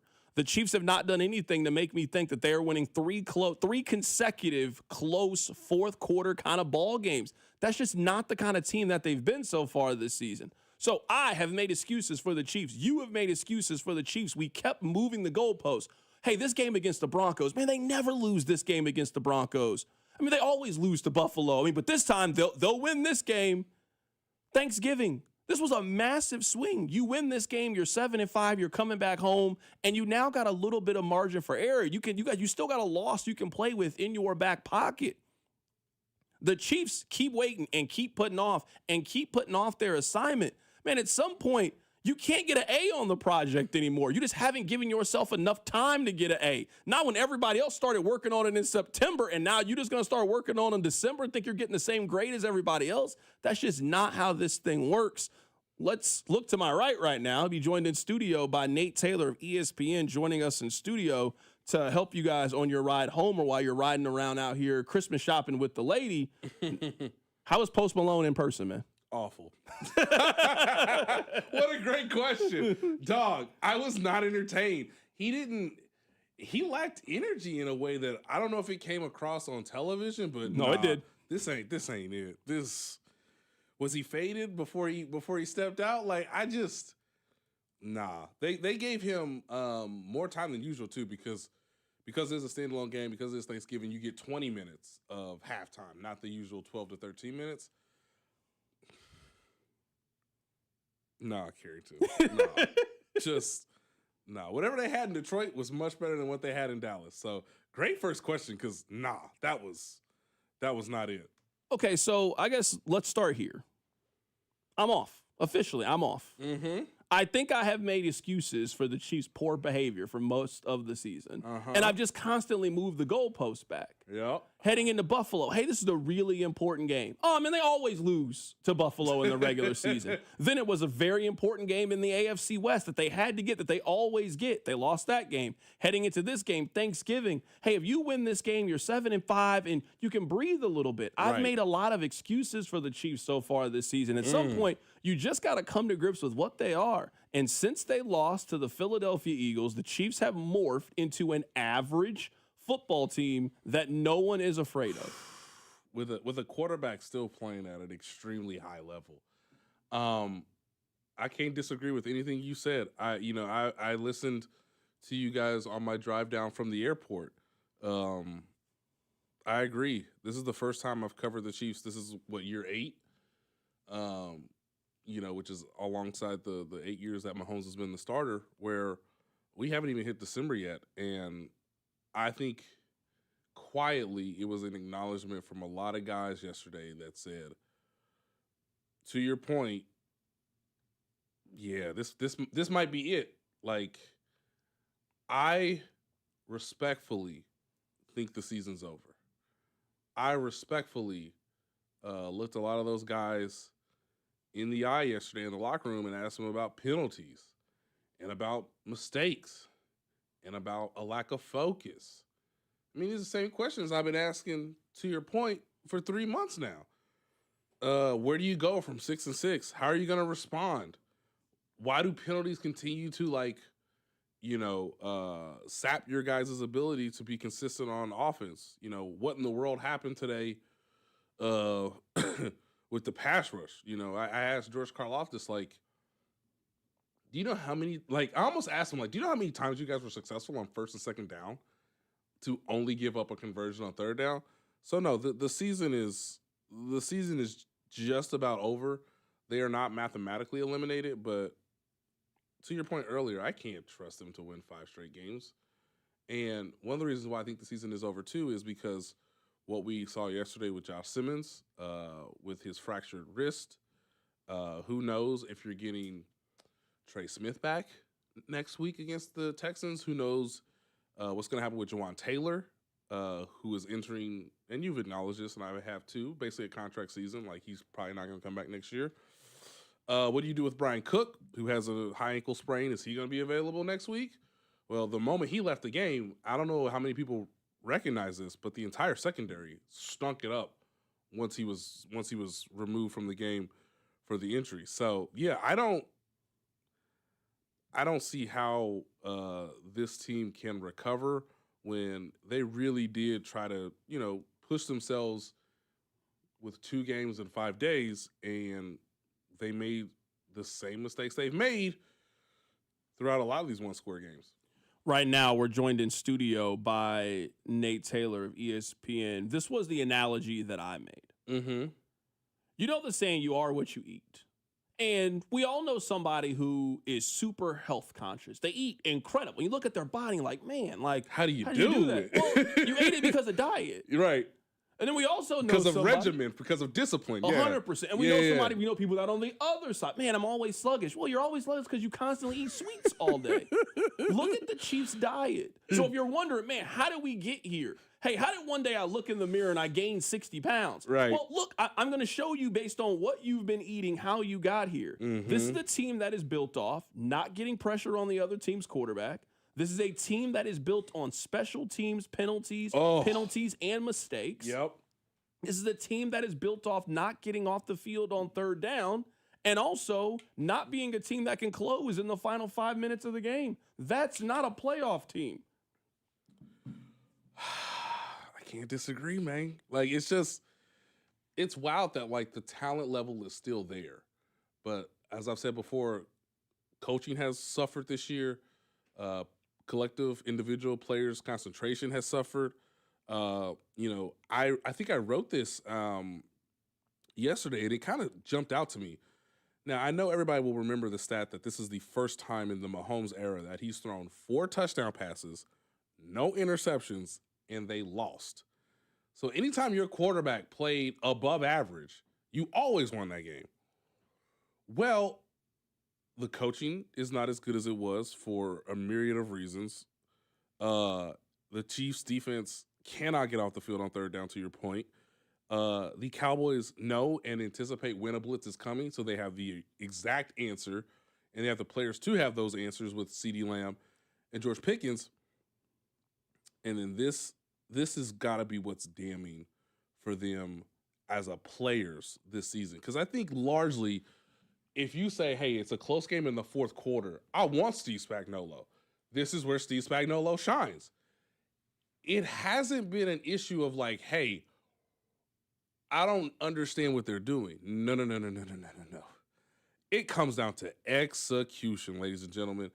And when you have the world's greatest quarterback who is in his prime, who is healthy, playing out of his mind in comeback situations, which he's, become so custom and so good at, the thing that's got to haunt the Chiefs is this was the third game this season. So half of their losses, Carrington, are when Patrick Mahomes is in the midst of a comeback. He's on the sideline. He's ready to go. Just get me the ball back. And yesterday was the third time where Patrick Mahomes watched the other team run out the clock in a one-score game where all they had to do was just give the ball back to their quarterback. I'm sorry.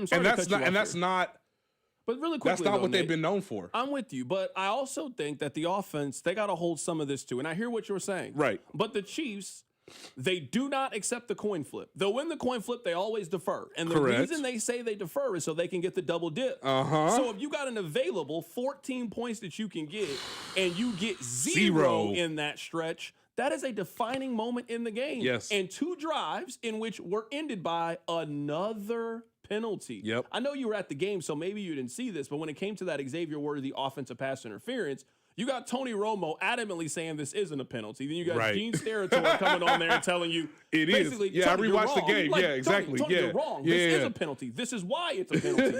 You have to allow him to do it. It's those small things, and it's something you and I have been noticing from this very beginning.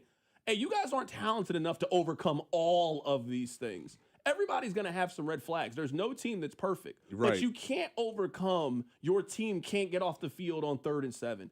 Your crazy. team doesn't get to the other team's quarterback. Your team doesn't take the football away. Your team doesn't run the football effectively. Like if we are going through the red flags that would scare you off of a team, the Chiefs just have too many of those this year. Yeah, and now your offensive line is beat up. So add that to the list as you're desperate to try to make a run for the postseason. To get to be the 7th seed? I mean, I guess. I mean, that's cool, but like, nah, they don't have it, man. I love your point about the double dip because we've seen it on multiple times this season where they have gotten exactly what they wanted. The game has been close, so they're not like getting blown out, and they just don't convert. They just don't execute. Now, some of that does deal with coaching because, okay, you have the penalty, but you're still on the plus side of the field. Again, you have the game's best quarterback. Like, you have 4 downs at your disposal. You could go for it. You went for it on 4th and goal inside the red zone twice Sunday, but it was a great catch by Travis Kelce. That's going to be forgotten. Yes, it was a great catch by Rashee Rice. It was. I mean, Patrick puts it in a place where only his guys can go get it, and credit to them, they went and they got the ball. But Rice had a drop that killed him later in the game too. Correct. And Big again, drop. that's again collective and individual lack of concentration. You ran your route. The coaching staff actually called a pretty good play based on what the Cowboys were trying to do. Your quarterback managed the pocket well, delivered the ball on time. It was accurate. It went right through your hands. That's why you lost. Or that's one of the reasons why you lost. So I completely agree. But we know the NFL comes down to close games by and large. And we know that Steve Spagnuolo has the scheme and the play calls to get you off the field.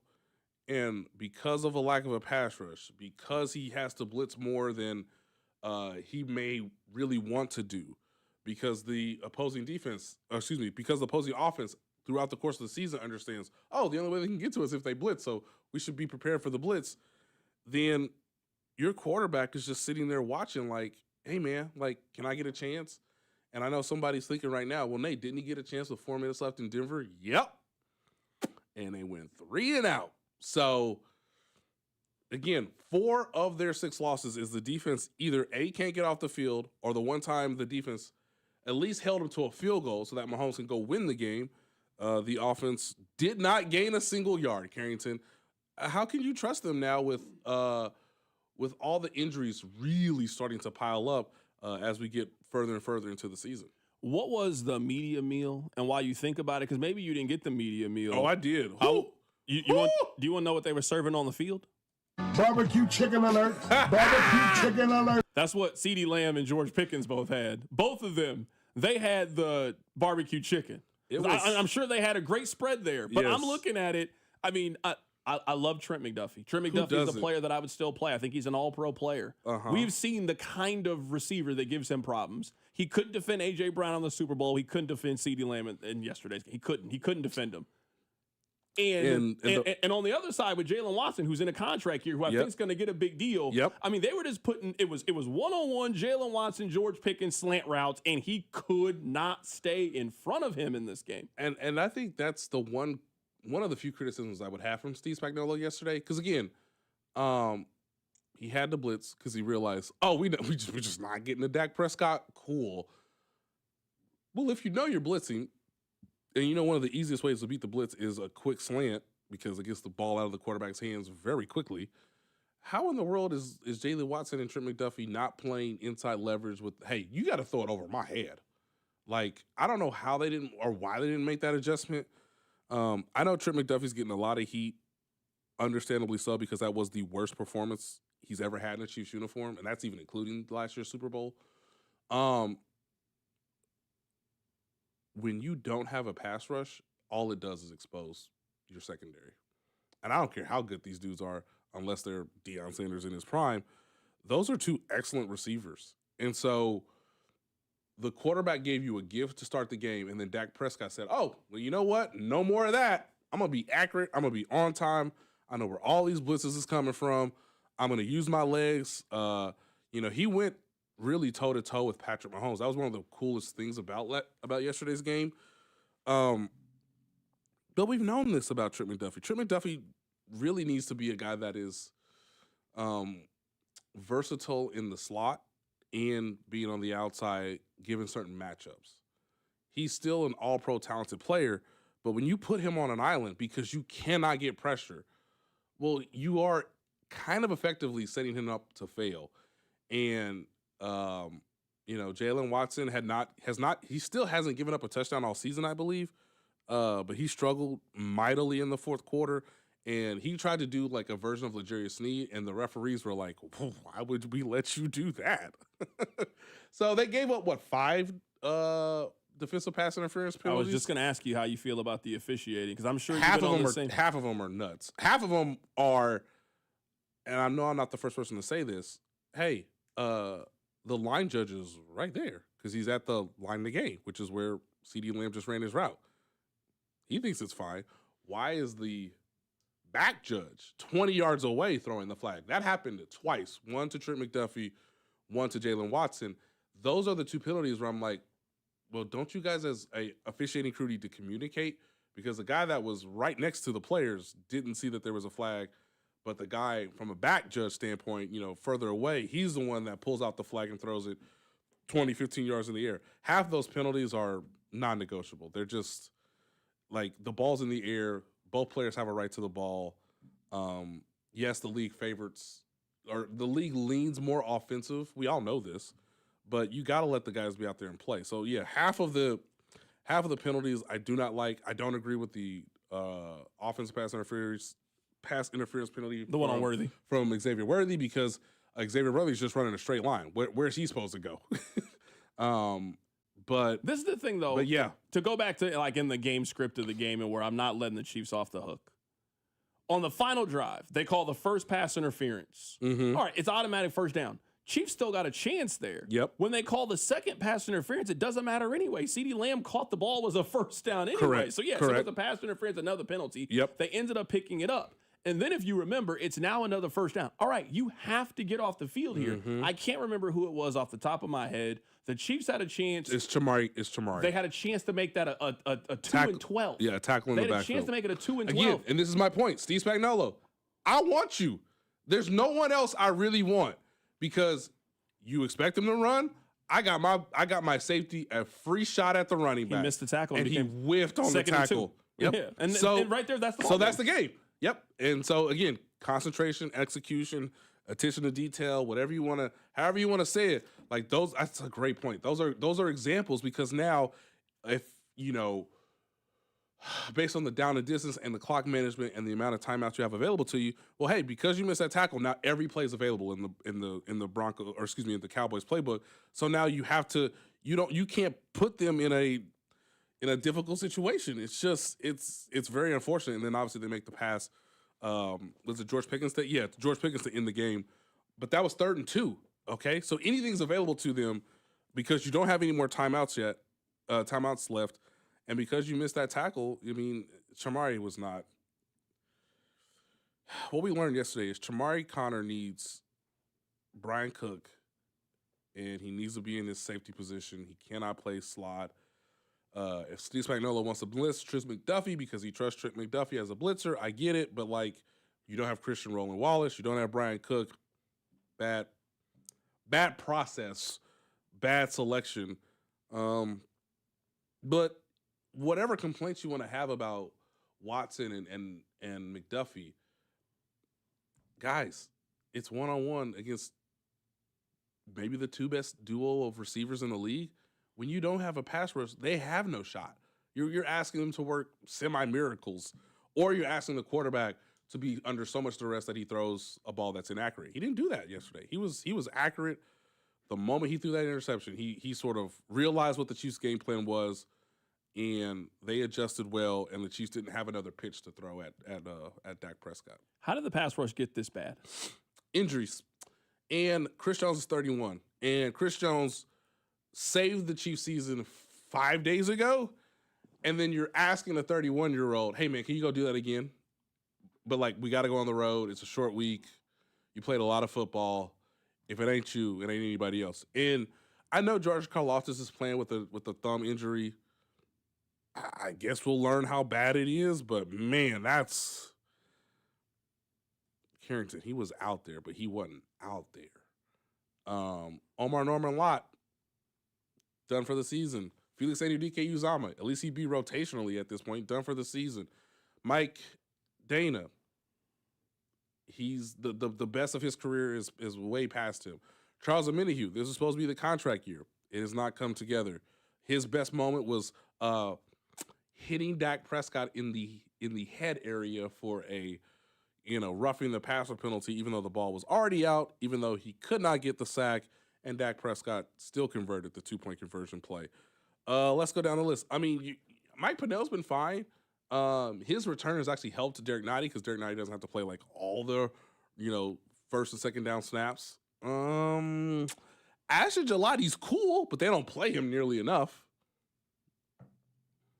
He's about to have a lot of time to play here coming up in a couple of weeks when they're playing out the string. Get that experience up, my man. I remember we used to joke about these games being preseason games. They're really about to be preseason games here coming up in a couple of weeks after they lose to the Houston Texans next week. It's wild that they've taken swings.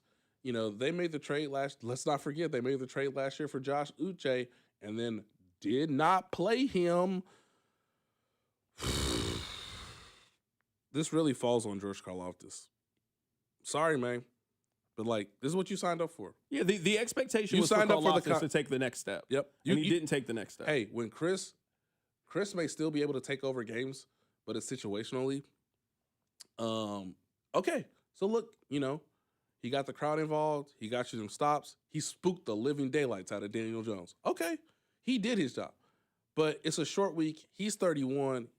You're in your prime. You're young. You're supposed to be the guy that's supposed to, if Chris generates a pressure, you're supposed to be the guy that cleans it up and gets the sack, right? That's always been where George Karlaftis' success has come from is, hey, if Chris Jones takes up a double team, I'm going to win my one-on-one. If Steve Spagnuolo calls a blitz and calls for me to have another one-on-one, I'm going to find a way to get to the quarterback. I'm going to use my tenacity. I'm going to use my relentlessness.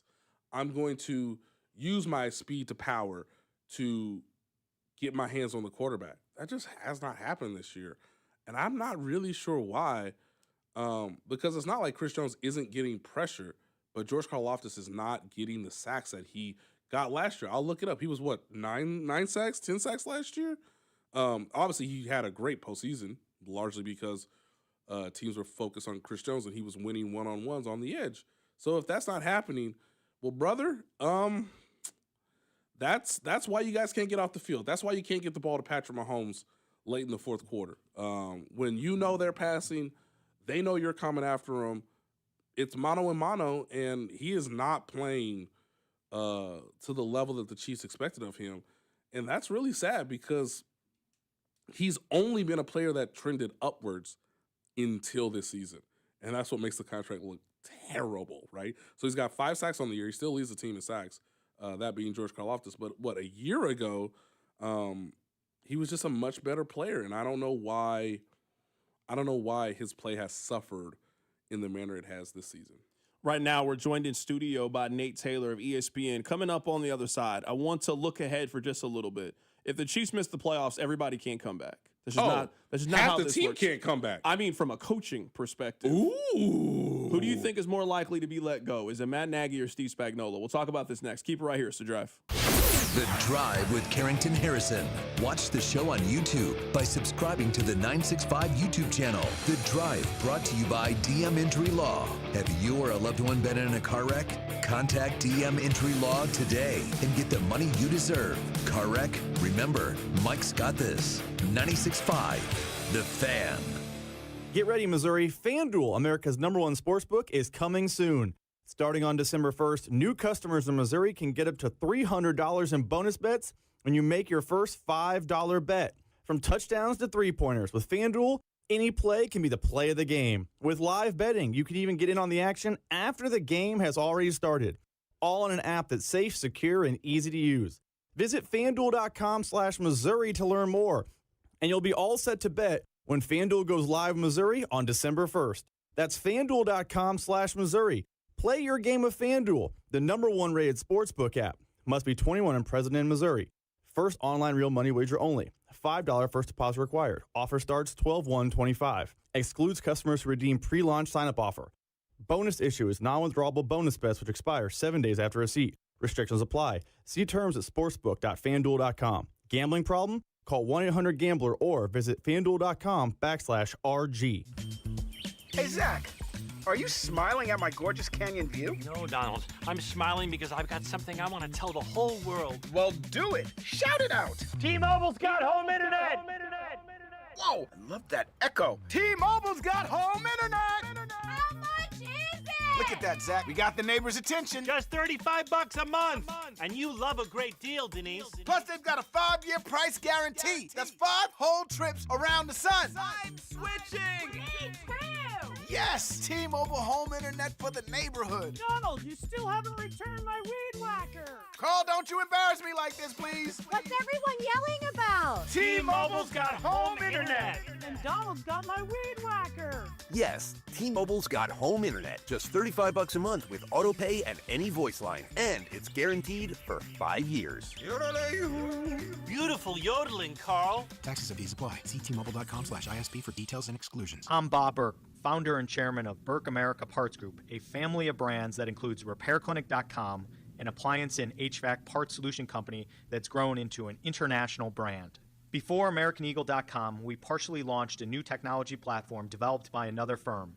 American Eagle helped take our technology to a whole new level with digital marketing, software development, and business insights into our key markets, appliances, HVAC, and outdoor power equipment, and did so both on time and on budget. AmericanEagle.com has the resources, experience, and talent needed to produce solutions.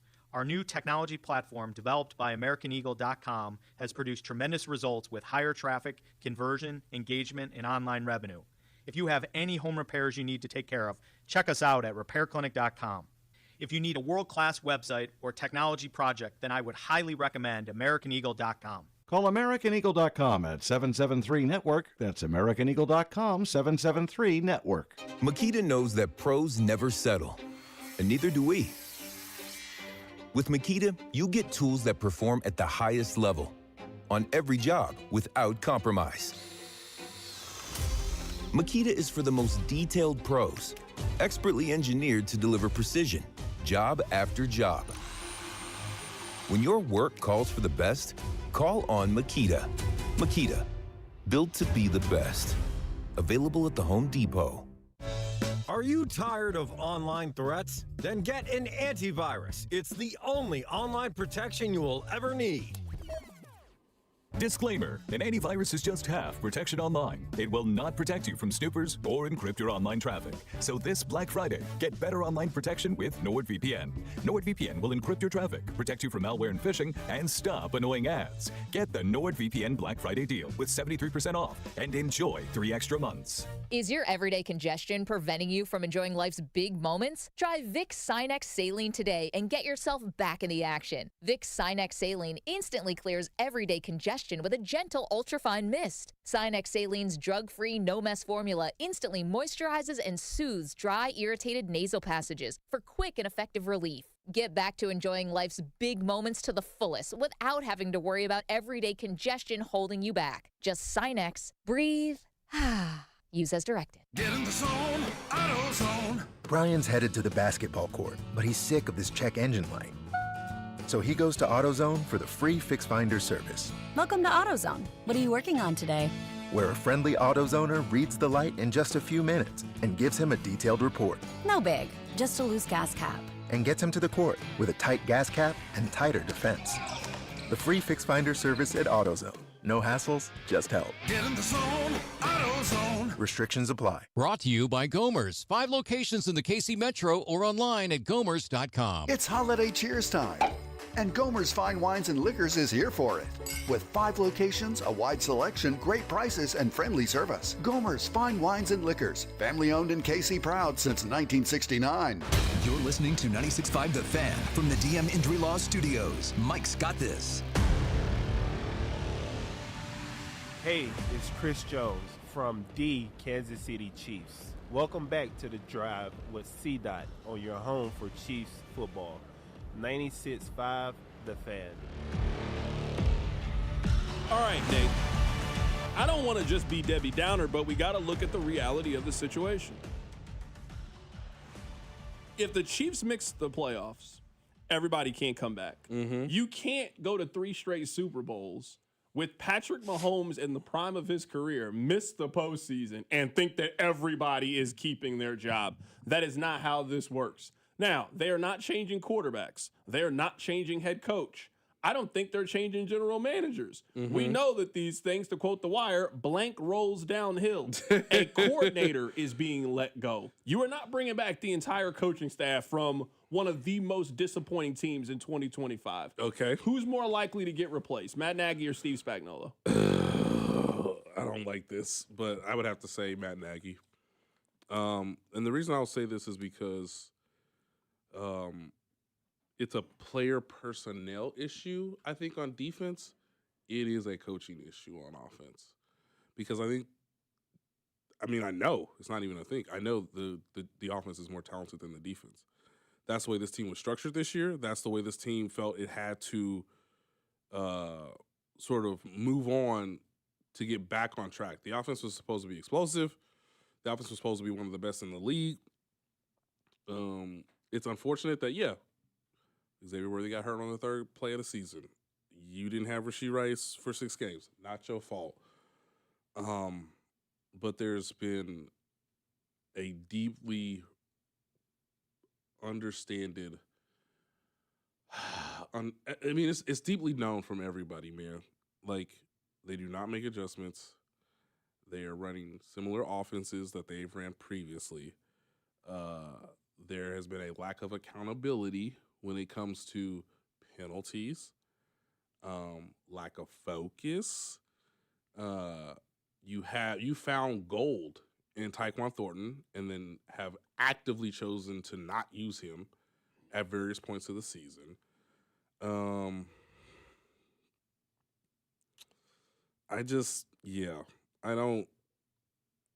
It's tough because Matt Nagy was part of the solution in 2022 alongside Eric Bieniemy, Andy Reid, Patrick Mahomes. Like, they had the 4 most, like, that 2022 season was incredible because those 4 people were ahead of everybody else in the league, and that's one of the reasons why Mahomes was the MVP that season. But there's this offense was supposed to be a lot better, and it's not. And I think the offense has more talent, which means the coaching has not been up to par. I would also include that as much as Andy Reid probably won't do this, is there a reason that Dave Toub needs to come back? Is there a reason that, like, Connor Embry should come back? Is there a reason Todd Pinkston should come back? Is there a it's not just like if Matt Nagy doesn't come back, it can't just be him. I think some of the position coaches have been under fire. I know Andy Heck's been with Andy Reid the entire time, same with Tom Melvin. I'm not sure I would necessarily get that deep into the retooling of the coaching staff, but I think their issues from a coaching staff have been more on offense than defense. Do you think, and you know this team, you know this locker room as well as anybody, do you think we get the long-form ESPN, long-form athletic what went wrong story? Because usually when things turn like this, there is normally something going on that we don't know. Well, I'm just saying, if you won 15 games and now you possibly win 9 games, there is usually some infighting, finger pointing. There is something going on that we just don't know. You know this team. Maybe they're above it. Well, they're largely above it, and yet there's still 5 weeks left in the season to do some reporting on such a topic. I think people will be very fascinated to know, like, what went wrong.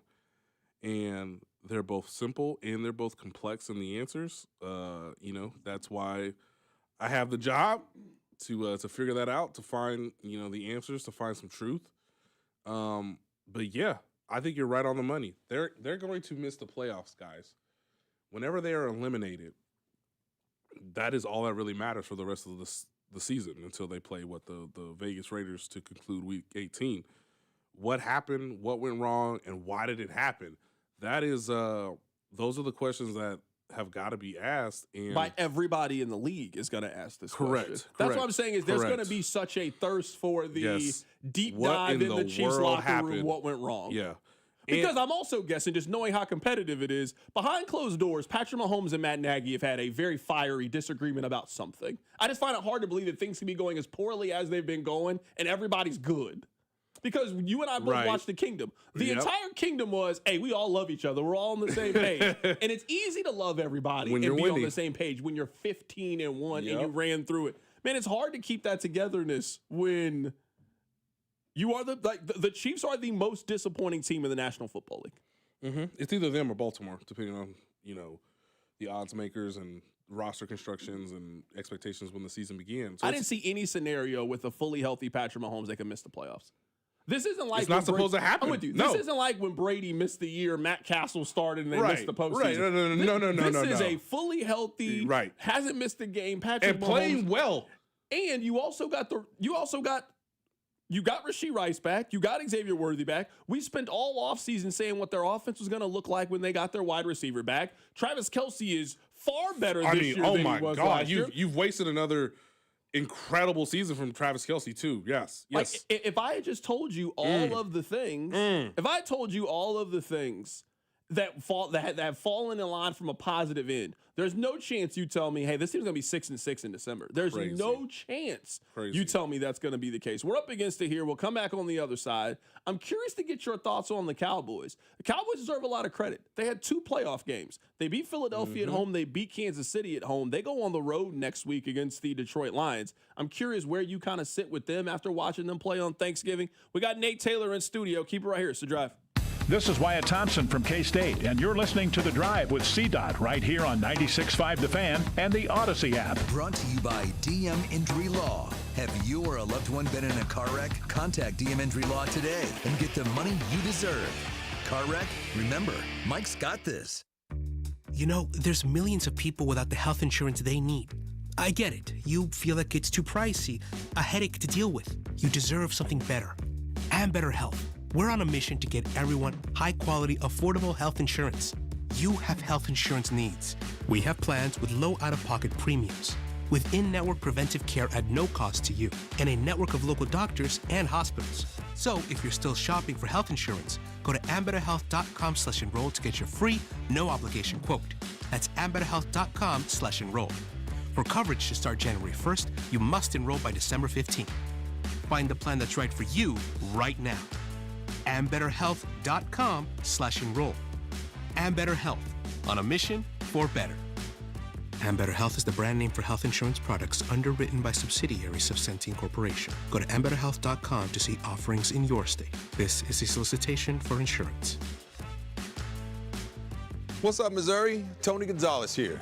I've spent a lot of Sundays right here playing in front of the best fans in football. And now it's almost your turn to get in the game because DraftKings Sportsbook is coming to the Show Me State on December 1st. Soon you'll get fast payouts when you win, a safe and secure app that's easy to use, and promos that keep the action going all season long. It's America's top-rated sportsbook app. New customers can sign up right now and score $300 in bonus bets on launch day, December 1st. Download the DraftKings Sportsbook app and use code 965. New Missouri customers, sign up today and score $300 in bonus bets once we're live. That's code 965. In partnership with DraftKings Sportsbook.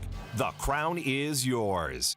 Gambling problem? Call 1-800-GAMBLER. 21 and over. Physically present in Missouri. Eligibility restrictions apply. Terms at DraftKings.com/sportsbook. Subject to regulatory licensing requirements. Bonus bets are non-withdrawable and expire 7 days after issuance. For additional terms and responsible gaming resources, see sportsbook.draftkings.com/promos. Numerous brands to choose from. Endless options. One incredible experience. At Aristocrat Motors, we treat every driver like royalty and offer the finest luxury vehicle experience in Kansas City. Come see us today and let us roll out the red carpet for you. The holiday season. So many plans, so many people, and some of them aren't used to drinking at all. Guys, this is so fun! So it can be awkward, like Roger from accounting. Wow! I've never had eggnog that good. You've never even talked to him, but now is the time. When you see someone who shouldn't be driving, like Roger, speak up. It's not awkward, and it doesn't have to be a big production. This holiday season, speak up for a sober ride. Brought to you by Save Mo Lives. This holiday, Verizon is helping you bundle up incredible gifts and savings. You'll get the latest phone with a new line on My Plan and a brand new smartwatch and tablet. No trade-in needed. Visit a Verizon store today. Service plan required for watch and tablet. Additional terms apply. Adam, what are you thankful for? Great question, Nick. My new son Henry, eating too much of Mom's pumpkin pie. I'm grateful that Legacy Box has been able to help millions of people safeguard their important recorded moments. And with our Black Friday event that starts now, more families can enjoy digitizing their home movies and pictures with an insane 65% off. Legacy Box is the best gift for you or a family member. It's what Better Homes and Gardens calls the most sentimental gift to make this holiday season special, and what Reader's Digest called a genius product. That's because Legacy Box is simple and safe, and we digitize everything by hand. You'll get your originals back, plus digital copies that protect your treasured tapes, film reels, and photos from floods, mold, even the decay of time. So while the stuffing is in the oven, make sure to visit Legacy Box and shop our Black Friday event to take an unreal 65% off. With limited quantities ready to ship, this deal will go fast. Black Friday starts now at legacybox.com/value. That's legacybox.com to take 65% off. legacybox.com/value. Is your everyday congestion preventing you from enjoying life's big moments? Try Vicks Sinex Saline today and get yourself back in the action. Vicks Sinex Saline instantly clears everyday congestion with a gentle ultrafine mist. Sinex Saline's drug-free, no-mess formula instantly moisturizes and soothes dry, irritated nasal passages for quick and effective relief. Get back to enjoying life's big moments to the fullest without having to worry about everyday congestion holding you back. Just Sinex, breathe, use as directed. Get in the zone, AutoZone. Brian's headed to the basketball court, but he's sick of this check engine light. So he goes to AutoZone for the free Fix Finder service, Welcome to AutoZone. What are you working on today? where a friendly AutoZoner reads the light in just a few minutes and gives him a detailed report. No big, just a loose gas cap. And gets him to the court with a tight gas cap and tighter defense. The free Fix Finder service at AutoZone. No hassles, just help. Get in the zone, AutoZone. Restrictions apply. J. Rieger & Co. Oh, so good. Quality crafted in Kansas City. J. Rieger & Co. Straight Bourbon Whiskey. Winner of Best Craft Bourbon at the 2025 Ascot Awards. At 90 proof, it's rich, well-balanced, and oh, so good. Quality crafted in Kansas City. Hey, it's Rashi Rice from the Kansas City Chiefs. Welcome back to The Drive with CDot on your home for Chiefs football, 96.5 The Fan. All right, we got Nate Taylor here, final segment of the week. Nate, where are you at with the Cowboys? Because the Cowboys, I would say about 4 or 5 days ago, they were down 21-0. Mm-hmm.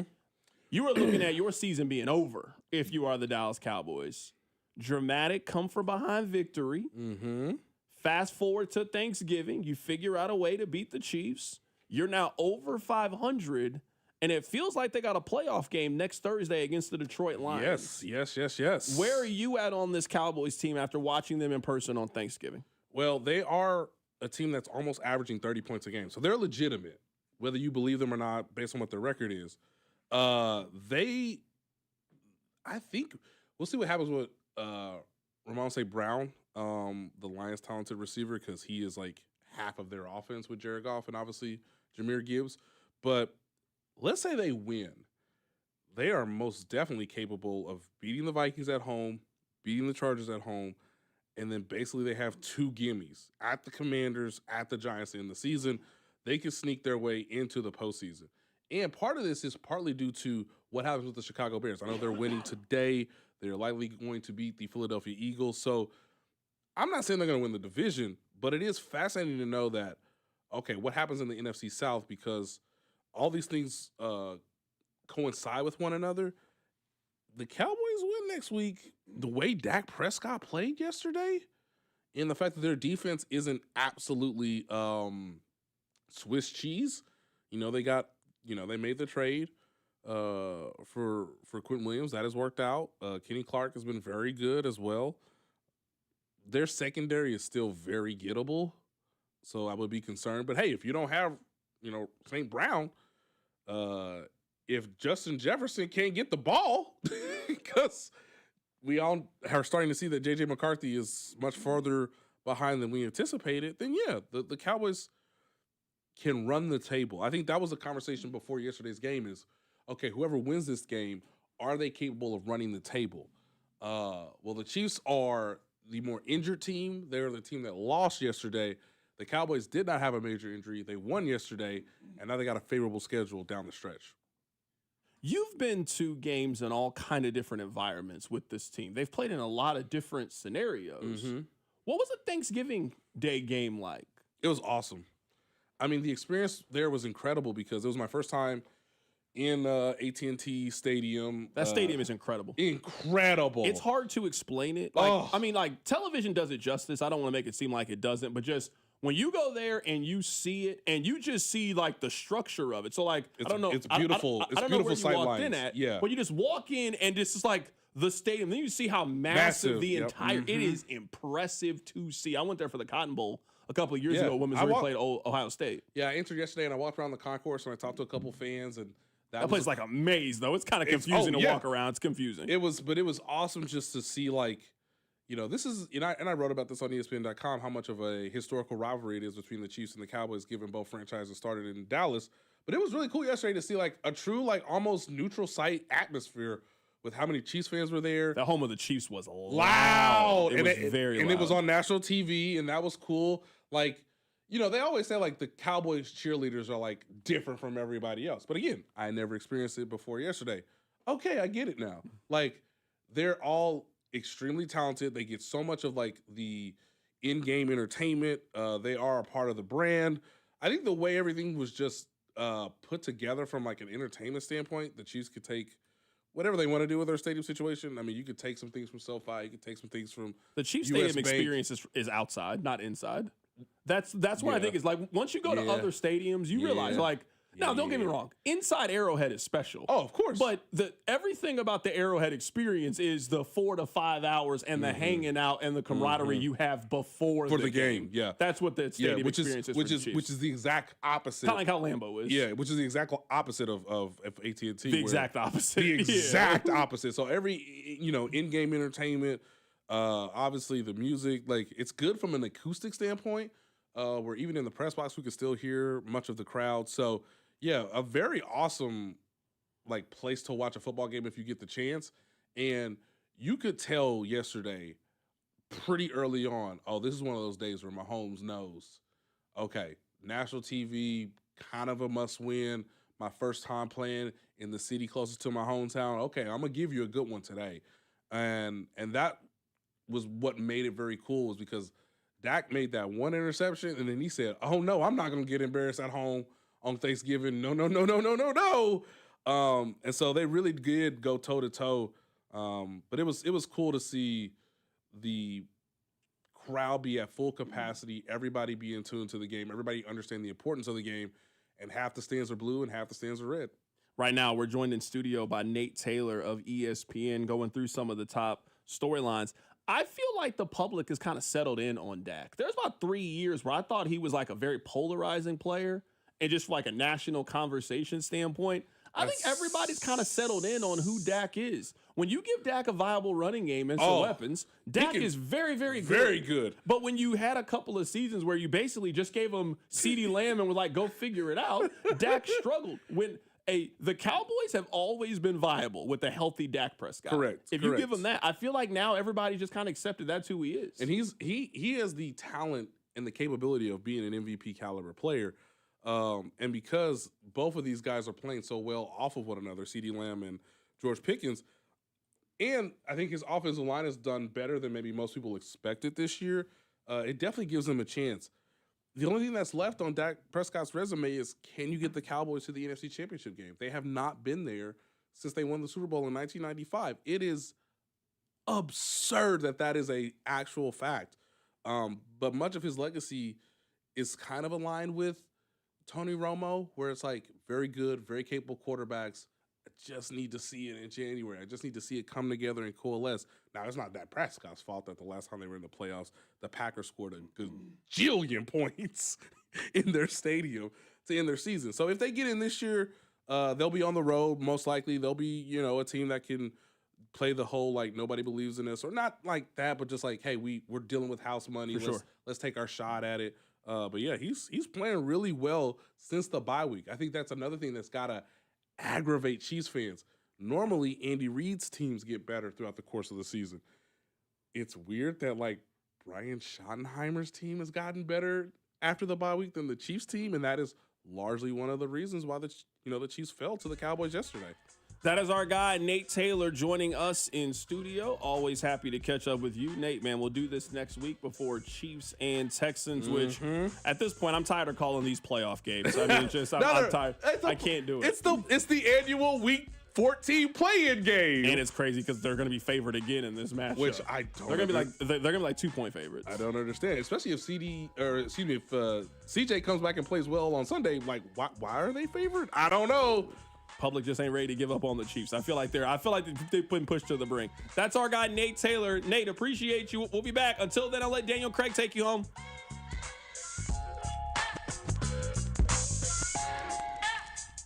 Ladies and gentlemen, the weekend.